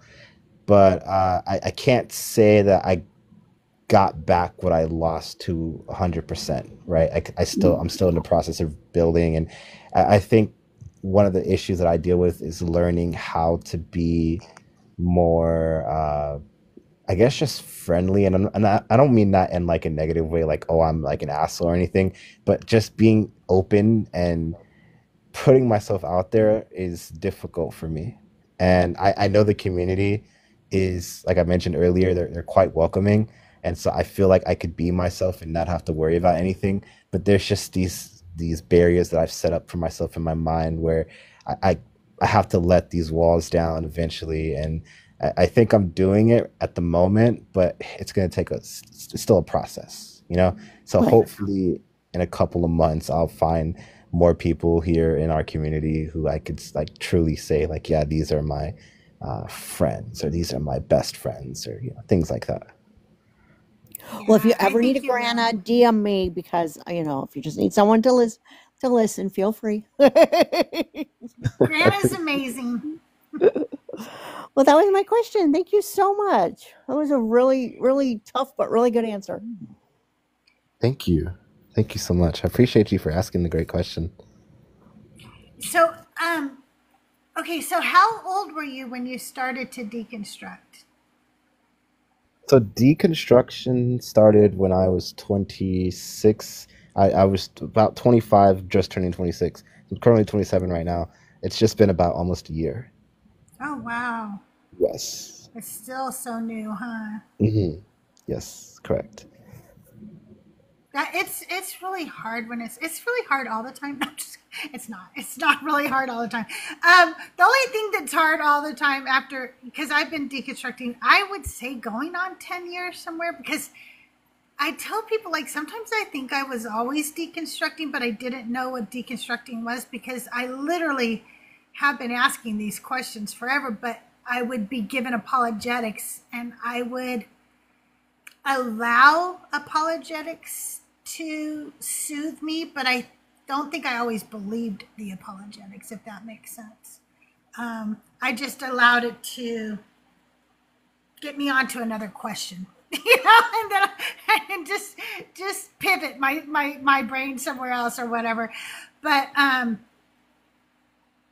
think that what is amazing to me after all these years is that I find out something new that I was like, what? That's not true, or what? That was wrong, or, where I'm just like, I can't believe I'm still finding new shit in this Bible that I didn't know when I was a Christian.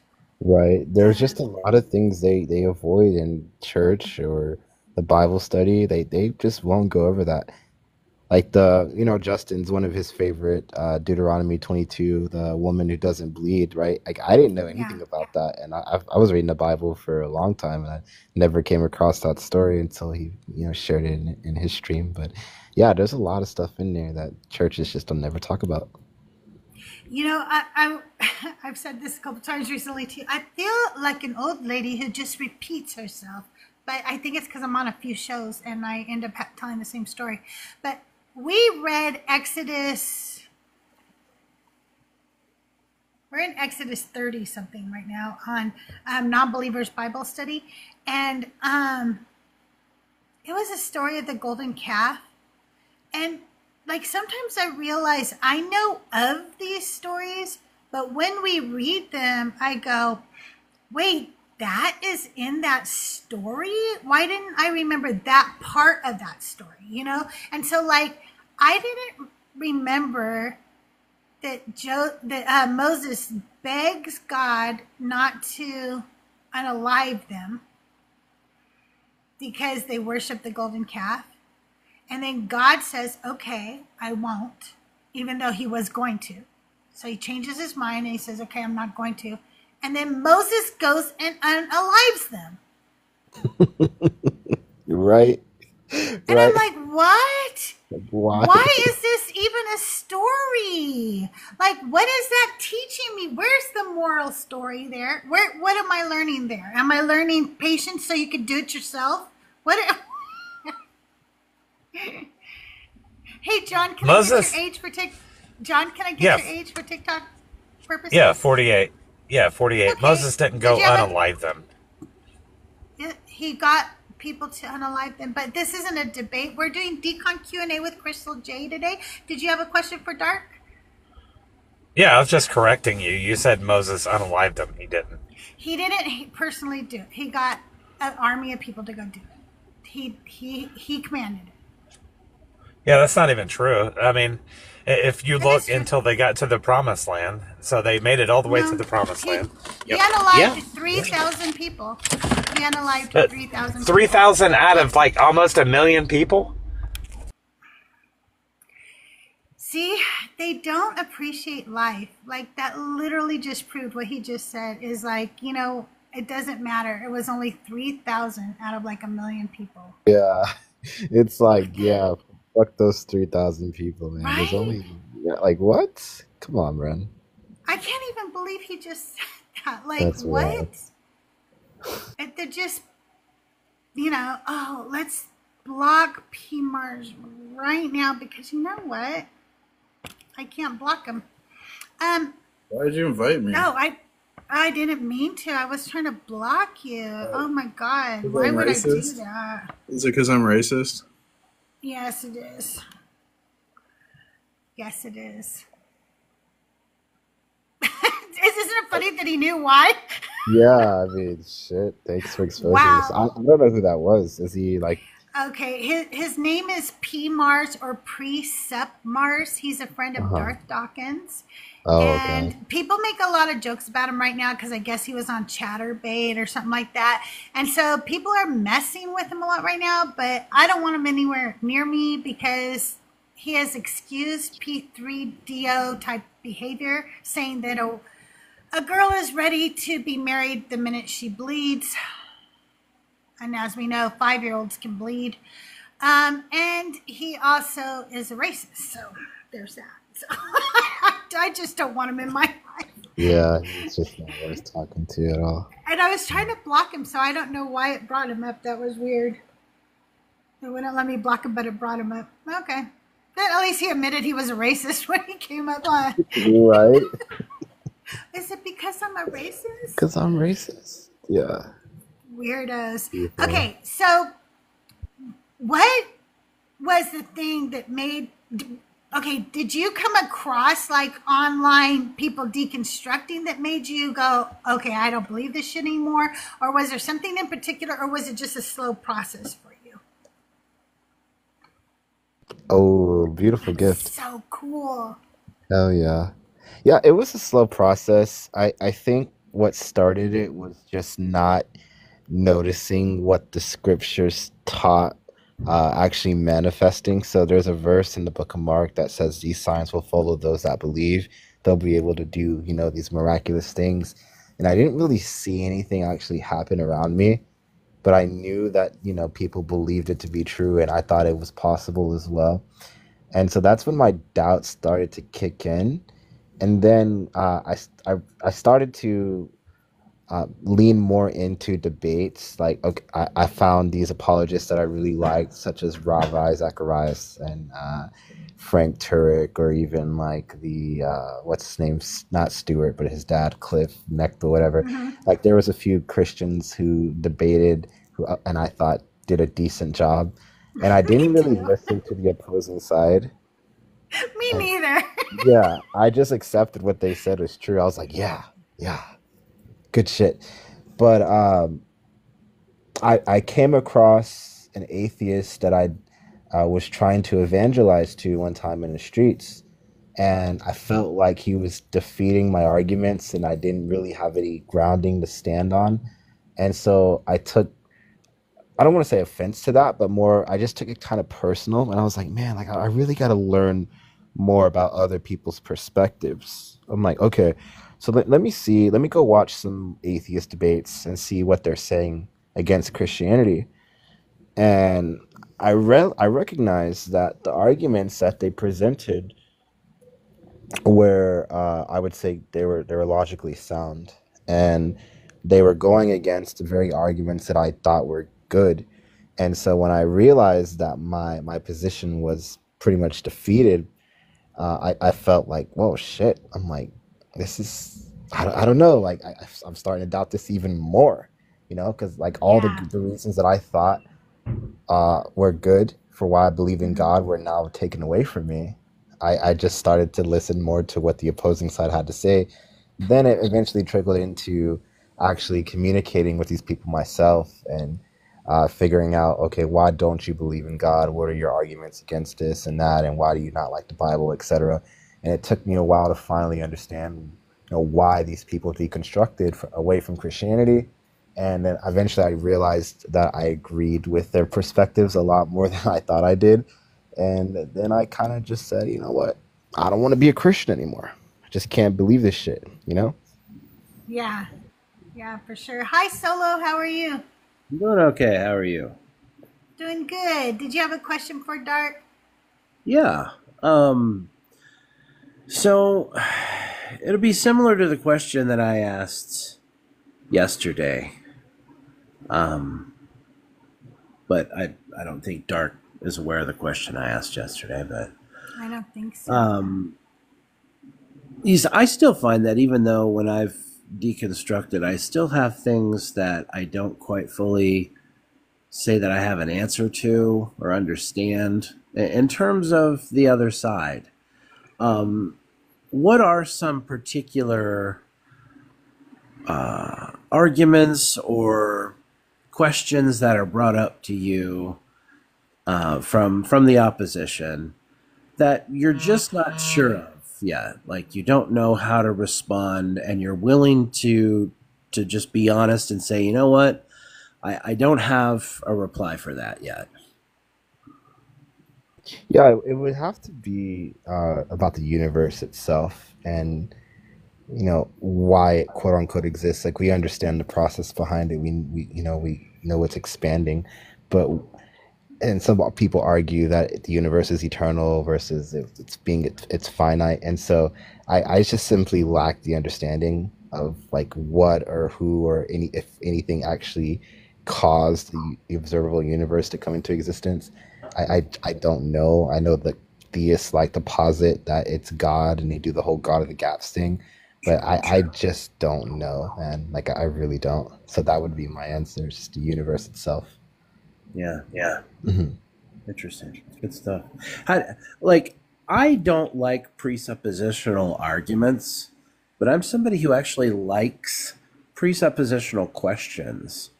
And what I mean by that is a lot of the questions that presups ask, I think, are actually interesting questions. It's just when they use them as an argument, if I can't figure out what the answer is, then somehow, therefore, their position is better. But what would be your reply? What would be your answer if someone said, how is it that you ground logic and reasoning? How is it that I would ground logic and reasoning? Sure. That's a question I struggle with answering at the moment. I feel like there's a lot of things that I'm still learning at the moment. Yeah. And that's one of the topics that I haven't really dived too deep into, so I'm not gonna act like I can give you a good answer. I appreciate that. Yeah, I just got to be honest about it, man. Like right now, I'm learning about normative ethics, which is a little bit different than what we're discussing here. But there's a lot that I'm still learning about, just because I feel like I'm in a rebuilding process. Like like I said, I've deconstructed for almost about a year now, and I just I have to keep building myself up and educating myself as much as possible. And so yeah, I don't really have a good answer for you at the moment. No, it's okay. No, I think that, like I said, I think the questions that are asked are good questions. There's things that, people who are of philosophical minds are, should be interested in. But I don't always think that we have to have the answers to every single question.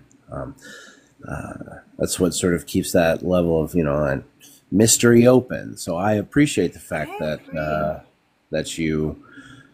there are things that you're willing to admit that you don't know. For sure. I'm curious on what your answer would be to the same question you presented to me. I'm always wanting to learn something new. So maybe if you want to give an answer, you're more than welcome to. Yeah.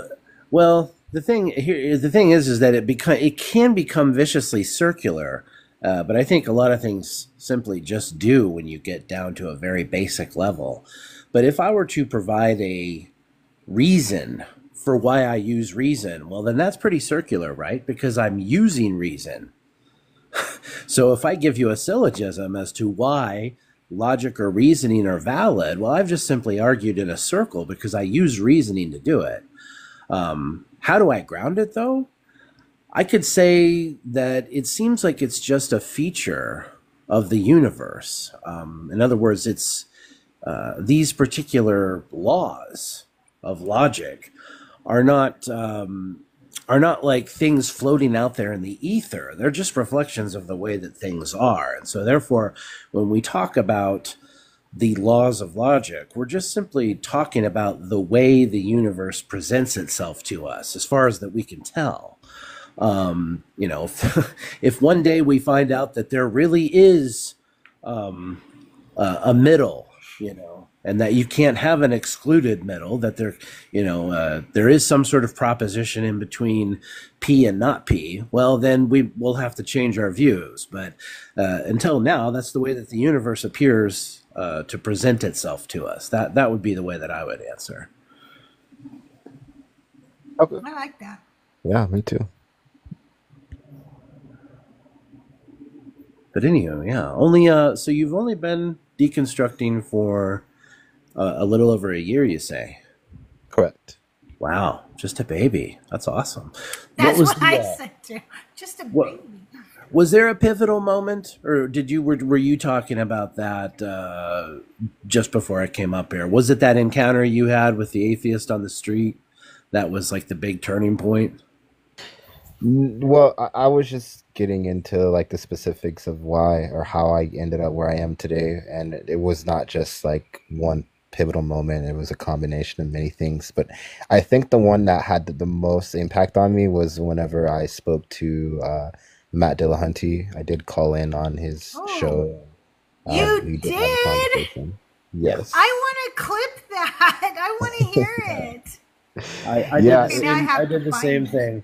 Yep. I didn't get to you guys, I need to see these. I need somebody to send me these. I can send you mine, and don't freak out, because it was years ago. It was in 2012, I think, or 13, or maybe I can't remember. It might have been 2011, but who cares?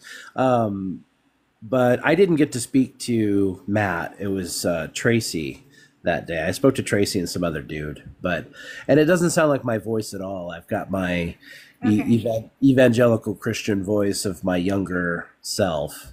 But yeah, totally. Okay. Well, I think it's awesome. Yeah, I think it's awesome that you're doing this, Dark, and you've come into my lives at least a couple of times. But I'd like to stop by yours. When are you typically on? Yeah, so unfortunately I'm bananaed on my main account. Otherwise I'd be up here right now on there.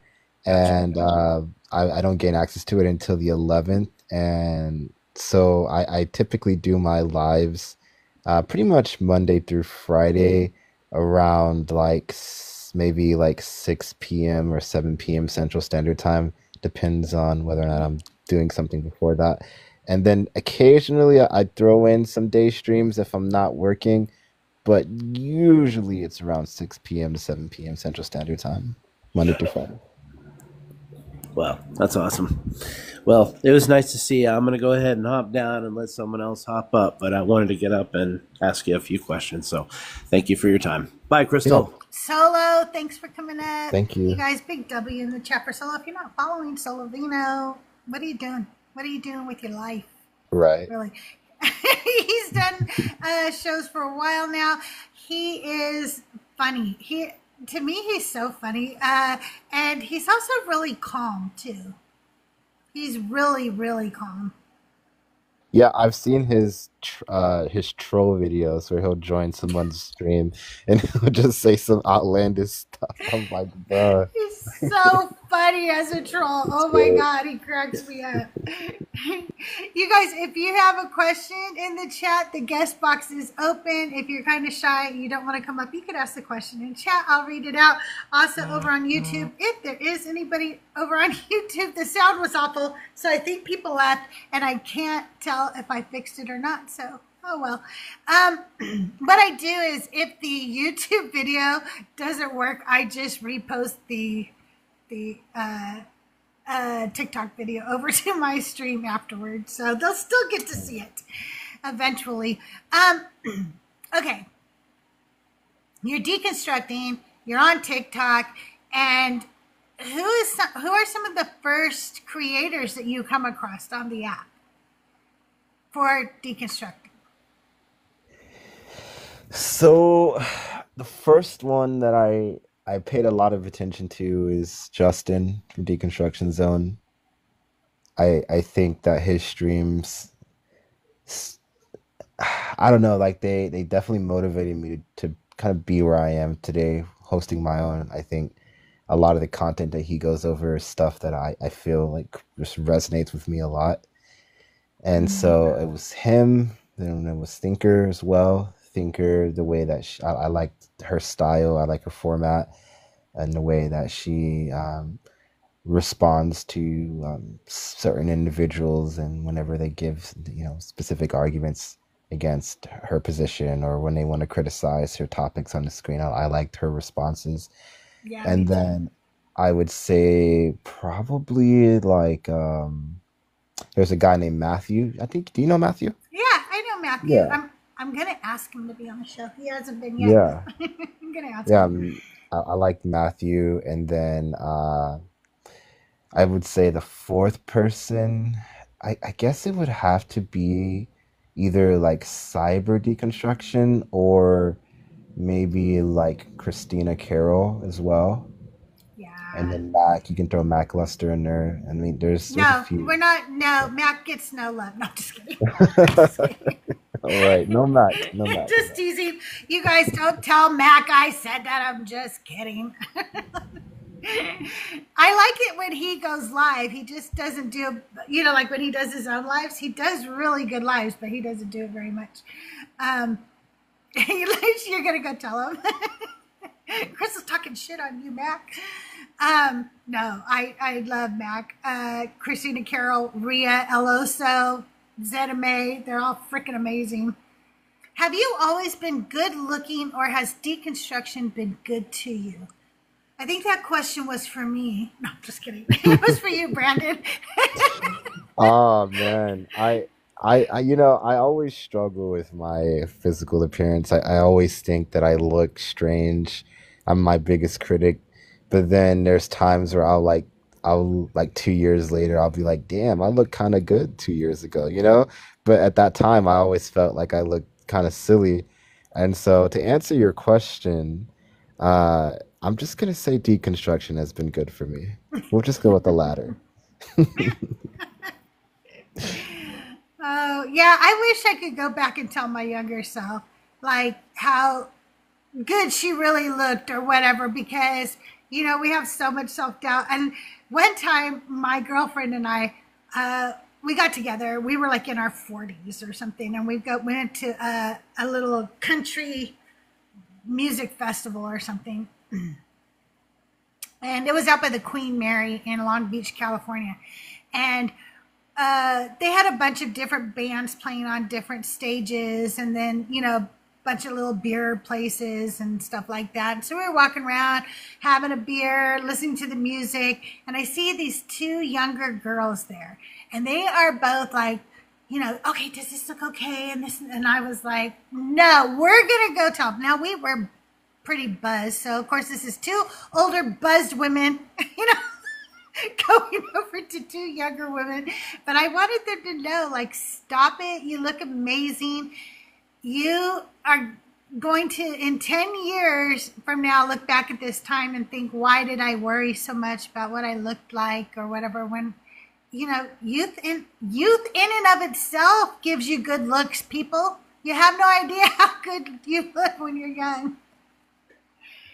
Yeah, I agree. I think, I don't know. I don't want to say I am at my peak, but I felt like my peak was maybe like post high school, like 21, 22. I thought, I was like, dang, and looking back, I was like, man, I look really, really good. You know what I'm saying, Krista? Like, Yeah. I was shining like a diamond back then, but now I'm like, all right, I'm okay. I'm all right. Well, I will tell you, you haven't peaked yet. I'm going to tell you right now, okay? Because there's going to be a time in your 40s, your 50s, where men, I'm just telling you, you're suddenly going to go, oh shit, she was right. We get this other, time in our life where we just start shining, there's something about it. Men get a little silver in their hair. They get a little twinkle in their eye. I don't know. There's something about those later years where they start feeling good again. Maybe they realize they don't have to work as much as they felt they had to, or something. I don't know. But there's something about the 40s and 50s for men. You get a second come around. Yeah. I hope I have like white curly hair by then at least. Like I just want to have the same curls that I have now, but just add a little bit of grayish involved. I think it'd be pretty cool. Yeah, for sure. Yeah. For sure. If you guys have any questions, please feel free to ask them in the chat, and I will read them out for you, or you can come on up. The guest box is open. Justin was also, I always tell people, I don't remember how I ended up on Deconstruction TikTok, because I wasn't a Christian anymore, and I wasn't actively doing anything that I do now. Like, I wasn't studying the Bible or anything. I wasn't trying to deconstruct my Christianity. I just didn't believe anymore. And somehow I came across people like Joyful, Justin, and Skits and Bits. And I started watching the three of them a lot. And then eventually, one time Joyful said, well, Solo was the first person who made me a mod. And then Joyful made me a mod in his chat. And then one day, Joyful brought me up on stage. And I was like, what? I remember that day so much because I was like, Doug, this guy is bringing me up right now. I don't know why. And then he was like, would you be my co-host or whatever? And I was like, hell yeah. So that's how I started being on Joyful's Live. And then once I did that, it gave me the courage to go on other panels and then eventually start doing some lives myself. But when I saw Justin, I think one of the things that really blew me away, even though I didn't believe at all anymore, was when he said that Jesus didn't fulfill not one single prophecy. And then I was like, what? Okay, now this guy is going to be wrong. Now I'm going to catch him in a lie or whatever, right? And then I went and looked up everything he was saying, and it was all true. And that was just wild to me. Did you have any moments like that when you were watching, when you first started seeing the creators, where you were just like, what the hell, that's in there? Or was there any like big moments for you like that? Yeah, I think that one is the one that I would give in same response about. I like the messianic prophecy, because when I was a Christian, I always just thought, the Hebrew Bible or the Tanakh. I really thought it was directly connected to Christianity, and then I realized, through Justin's lives, like, no, it's just Christianity is Timu Judaism, and Yeah. they're just culturally appropriating, and they want to connect these dots that are not actually there. And I think hearing those talking points and going over the scriptures myself, just to confirm that, it opened my eyes, and I realized, yeah, well, Christianity is just fraudulent, like it's not even, like, I knew it was already like not even true after I deconstructed, but it gives me all the more reason to doubt its credibility, just for the simple fact that it's just plagiarizing, and just like I said, just a Timu Judaism. So yeah, it has to be And that. Oh, go ahead, sorry. oh no, I just thought of something else. Like for me, okay, so I did not go to college, and also as a Christian, my parents, they weren't that like. I grew up in a time period where if you were Catholic, you got along with people who were Methodist or whatever, but you all didn't mix on Sunday for sure, right? Like you went to your Methodist church, they went to their Catholic church or whatever. But during the week, y'all talked to each other, y'all hung out because you're all still Christians or whatever, right? But I had youth group pastors who would be like, you shouldn't be friends with people with the Assemblies of God because that's like a cult, or this is a cult, or that is a cult. Any denomination that wasn't Methodist was like a cult to them. So I didn't learn anything outside of my little Methodist doctrine. I didn't learn not only any other Christian denominations, but I didn't learn any other religions or any other thing like that. So when I was learning things like the Epic of Gilgamesh existed and it was the same fucking story, I was like, wait, what? And how many people know this? And why don't we all know this? It was just another real shocker to me. For sure. That's why it's important to constantly educate yourself, at least for myself. Like for me, like I'm trying to learn new things, because when I was a Christian, I was completely ignorant to those things like the Epic of Gilgamesh, or even when it came to things like science, for example. Like I learned evolution from a pastor without any sort of experience in a scientific field of study. My head pastor was like, evolution is this, and this is why it's wrong, because it doesn't give you purpose. You're just, they tell you you're monkeys. They call us monkeys, not even apes, right? But right. Just learning bad thinking or bad talking points from Christians, and like obviously they're not educated within that particular field of study. But on top of that, I think what I was going to say was that when I was a believer, I was willfully ignorant, because I knew there was other religions, but I didn't care to study because I thought I had the truth. And me too. Even with science, I always just felt like, well, if the science contradicts the Bible, then it's not actually trustworthy. It's something that was made up by men to try to discredit God. And I actually had something else to say, and I lost my train of thought. I think it dealt with the what was it?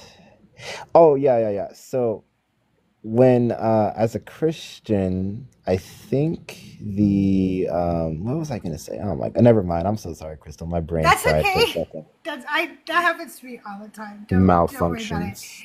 I learned evolution from Ken Ham. Okay, do you know who that is? Oh God, yeah. No way. Because, okay, so first of all, public school in the 70s and 80s, okay? So already, not a lot of learning to be had there, okay? But to be honest, we did not really learn evolution in school except to a very rudimentary level. We came from one-celled organisms at some time. We crawled out of water and we evolved, was basically the story we were told, and not much else. Okay, so that was kind of what I knew.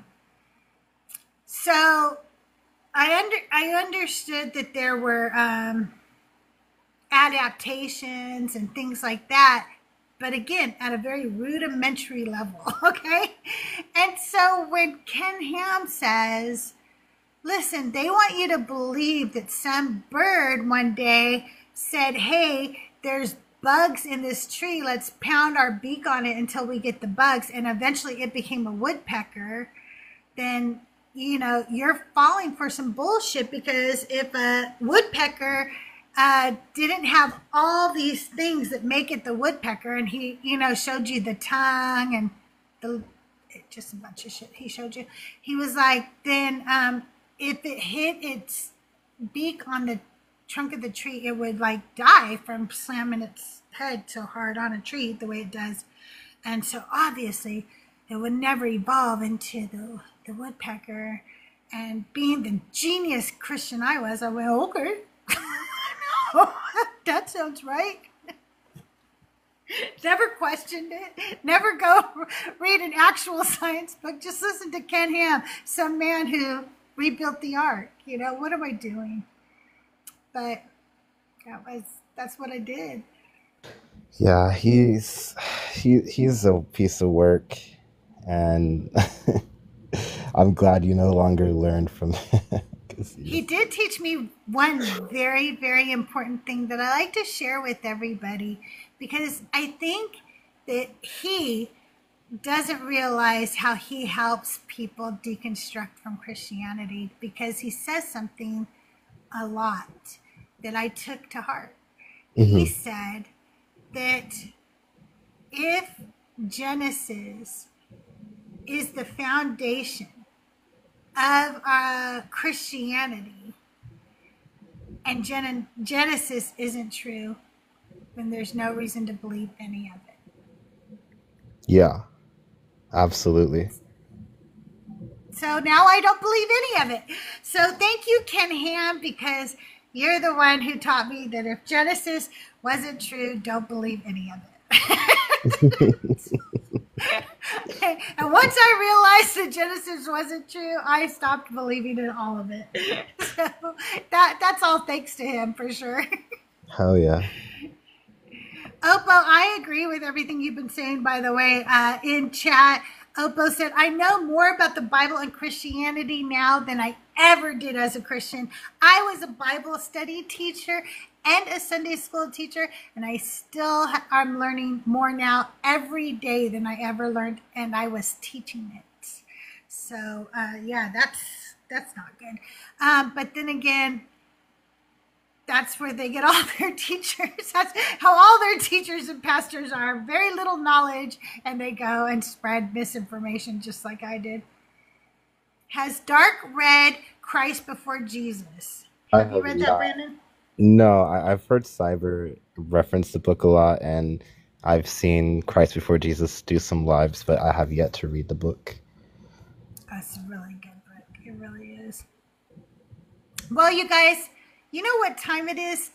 It is time for everybody's favorite game, Divine or Decline. But we need some people to come join Brandon up here so we can get started. So if you are a friendly and you're in the chat and you'd like to play our game with us, don't worry. There's no actual prizes. There's no winners or losers. It's just for fun. Come up and join Brandon on the panel up here. And let's get some people up here to play Divine or Decline. Let's do it. Hey, Tahir is coming up. Yeah, Hey, I Ken. just blocked out, so let's do it. All right. Oppo, Ken, let's see who else. Lara, let's see who else might come up. Come on, you guys. Come on up here and let's play a game. My guest list slowed down for some reason. Hey, Oppo, how are you? Hello, I am doing very well. How are you? Doing good. Okay, you guys, do you know how to play the game? I know Tahir does. Not. I do Okay. Okay, here's how we play. I'm going to read you a phrase. If it is from the Bible and the Bible I use is the New American Standard Bible. Okay? If it is from the Bible, you're going to say divine when I call your name, and I'm going to go from the bottom up. Okay? If it is from the Quran, the Book of Mormon, or if I made it up, you say decline. Okay? And if you are a subscriber, you guys have special stickers in the chat. A D with a halo means divine. A D that's backwards with the horns is decline. So you guys can put your answers in the chat with the little stickers that I made. And are you guys ready to get started? Now, just so you know, everybody sucks at this game, and everybody cusses me out. That's part of the rules. Okay? I was just about to say, I'm going to be in dead last place, but I'm ready to play. It's a fun game that nobody does well at but Zenna May. Zenna May kicked butt yesterday. She got like 9 out of 10 right. That makes sense. That is amazing. Actually, I think Thinker kicked butt and Sebastian Cole kicked butt in chat one time. But other than that, we all suck and it's fun. Okay. Let's do it. Just to be clear here, for clarity's sake, so are you going like one by one, or is this more like whoever hears it first? Okay. No, I'm going to ask the question, then I'll ask you, and then I'll ask Tahir, and then I'll ask Opa to give your answers. Okay? All right, here we go. Like a city that is broken into and without walls, so is a person who has no self-control over his spirit. Dark.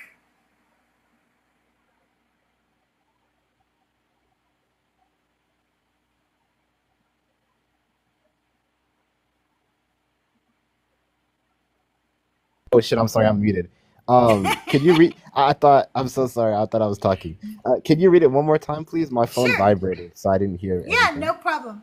Go ahead. Like a city that is broken into and without walls, so is a person who has no self-control over his spirit.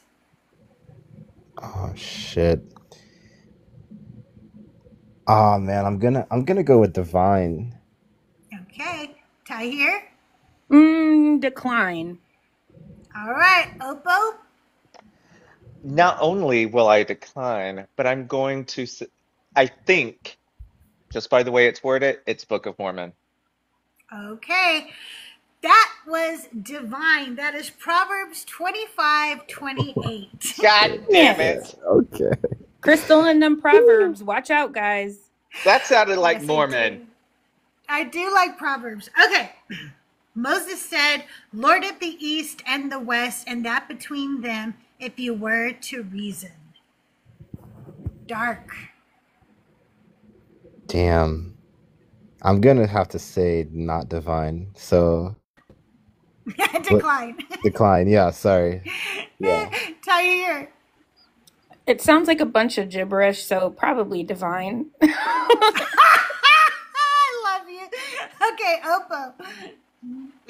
That actually makes a lot of sense, but I'm going to also go with decline. That is decline. That was Quran 26:28. I thought you were going to say crystal nonsense. We get some of those sometimes too. Yes, we do get some of those. I will never forget your precepts, for by them you have revived me. Dark. I will never forget your precepts. Shit. For them you have revived me. I'm gonna have to say decline. All right, Tahir. I'm going to go decline as well. Okay, Oppo. I'm going to go with divine. Oppo, that was divine. That was Psalms 119:93. I knew it. Dang it. David. I only went with it because the past two ones I had decline. I do that sometimes too. Yeah. Okay, and then sometimes she just starts saying decline for everyone. Yep. I'm like, forget it. Okay. And she did enter his tent, and she uncovered his feet, and she did lay with him, and they did conceive a child. Dark. Damn. I think it has to be divine. I think I know the Okay. story too. Yeah, that's one of the ones that I'm kind of familiar with, but then you never know if Crystal injected some of that crystal, BS. But I'm gonna go divine. Okay. Oppo. Yeah, I think I'm going with divine as well. And that would be from the book of CrystalJae. I just made that shit up. I knew it. Yeah, Dang it. I thought it was I about know. Abraham. I know. I wanted you to. I wanted you guys to think so. But I was like, I know there's something about uncovering feet and laying, and, and I'll make them have a baby. I had a feeling that it was at first the Quran. It sounded like, I don't know, something from that. But I was like, oh well, there's a lot of exactly what you just said in the Bible as well. All right. A story, I thought, or maybe a different one, but I don't know. Yea, it shall come in a day when there shall be heard of fires and tempests and vapors of smoke in foreign lands. Dark.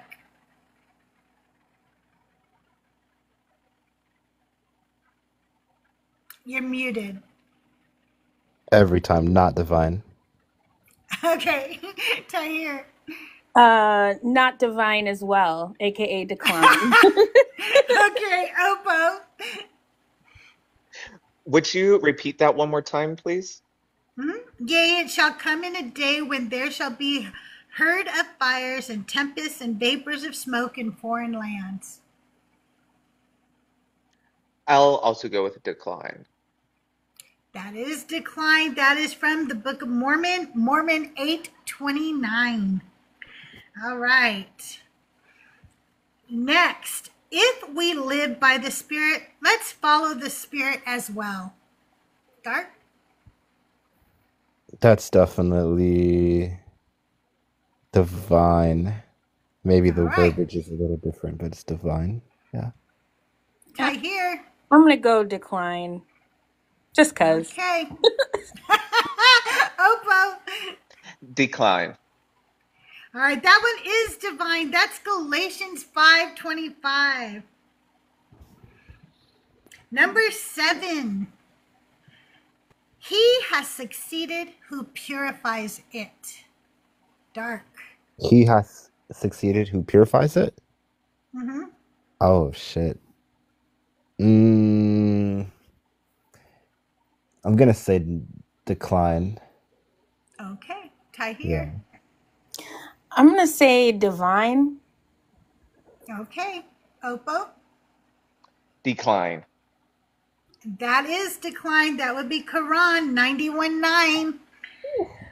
Basically, Okay. I guess the opposite.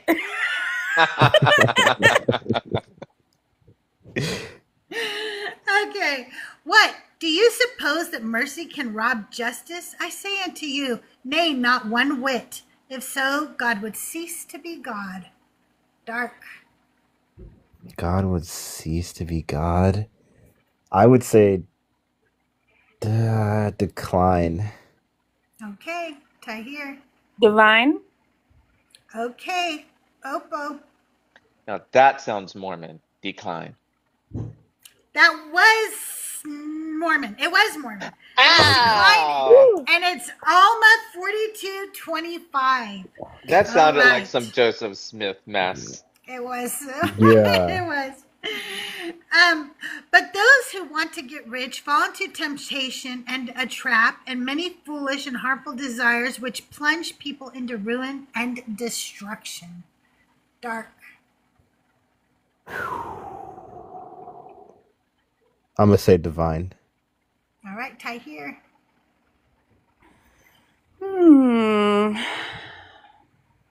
Which one do I want to guess and be wrong about?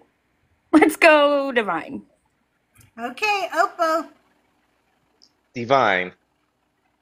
That is divine. That's 1 Timothy 6:9. Wow. You guys, this is our final question for the day. This one's for all the marbles, okay? Here we go. As he stood there, he began to tremble, for the fear of the Lord was upon him, and he fell on his face and cried out to the God of Abraham. Dark.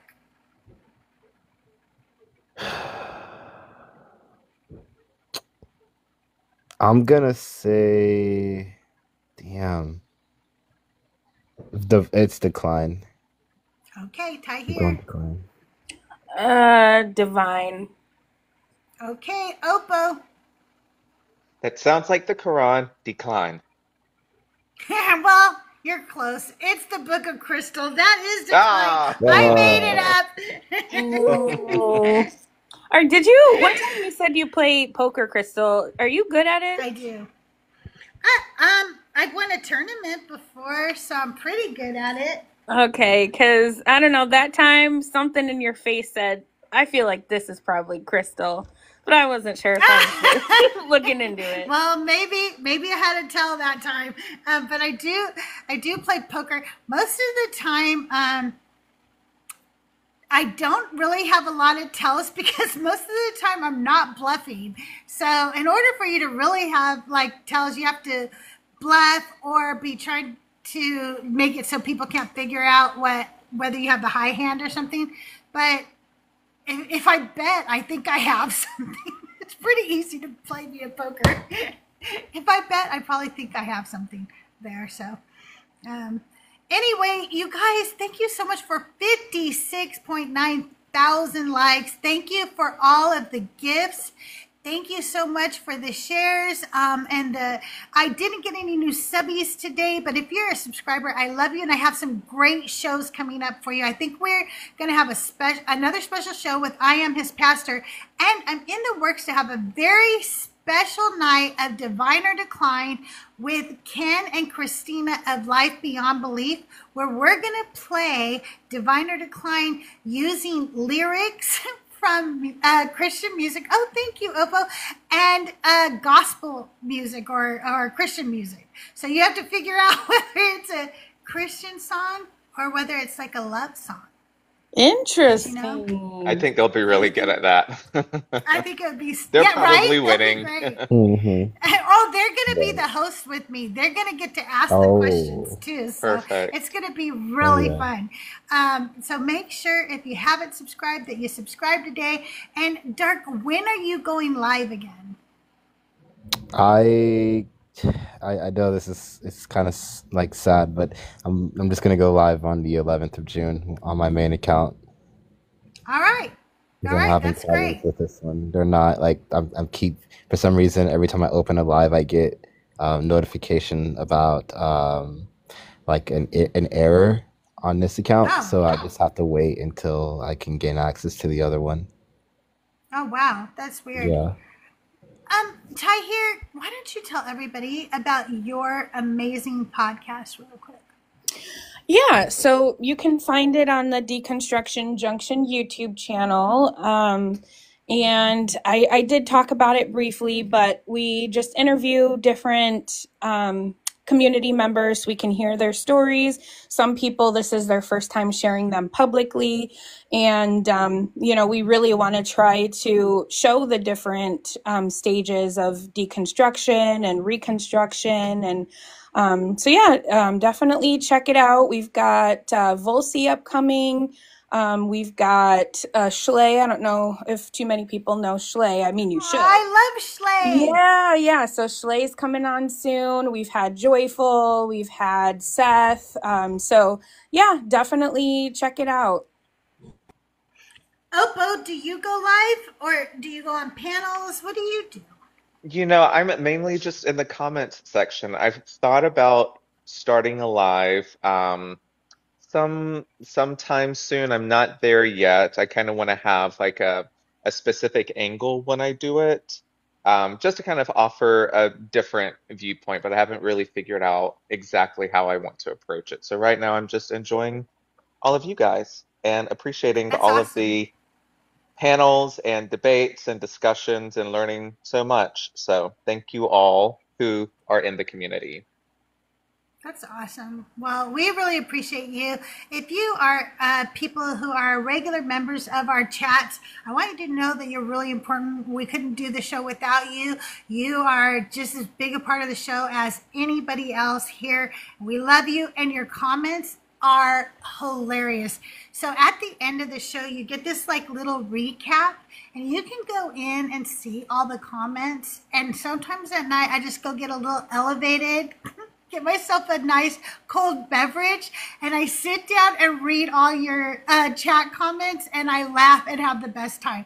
I love it. You guys should do it. If you're a creator, go read the comments from your lives. They're hilarious. The chat is like everything to me. And so I know you guys also, you take a lot of shit too, because people who will be up on a panel and they'll be debating the host, and they'll be like, well, I just read in chat, and the host will go, don't pay attention to them. That's a bunch of idiots. They don't really think you're idiots, okay? They just want the person to finish paying attention to them. So, thank you so much, Rabbi Hannah.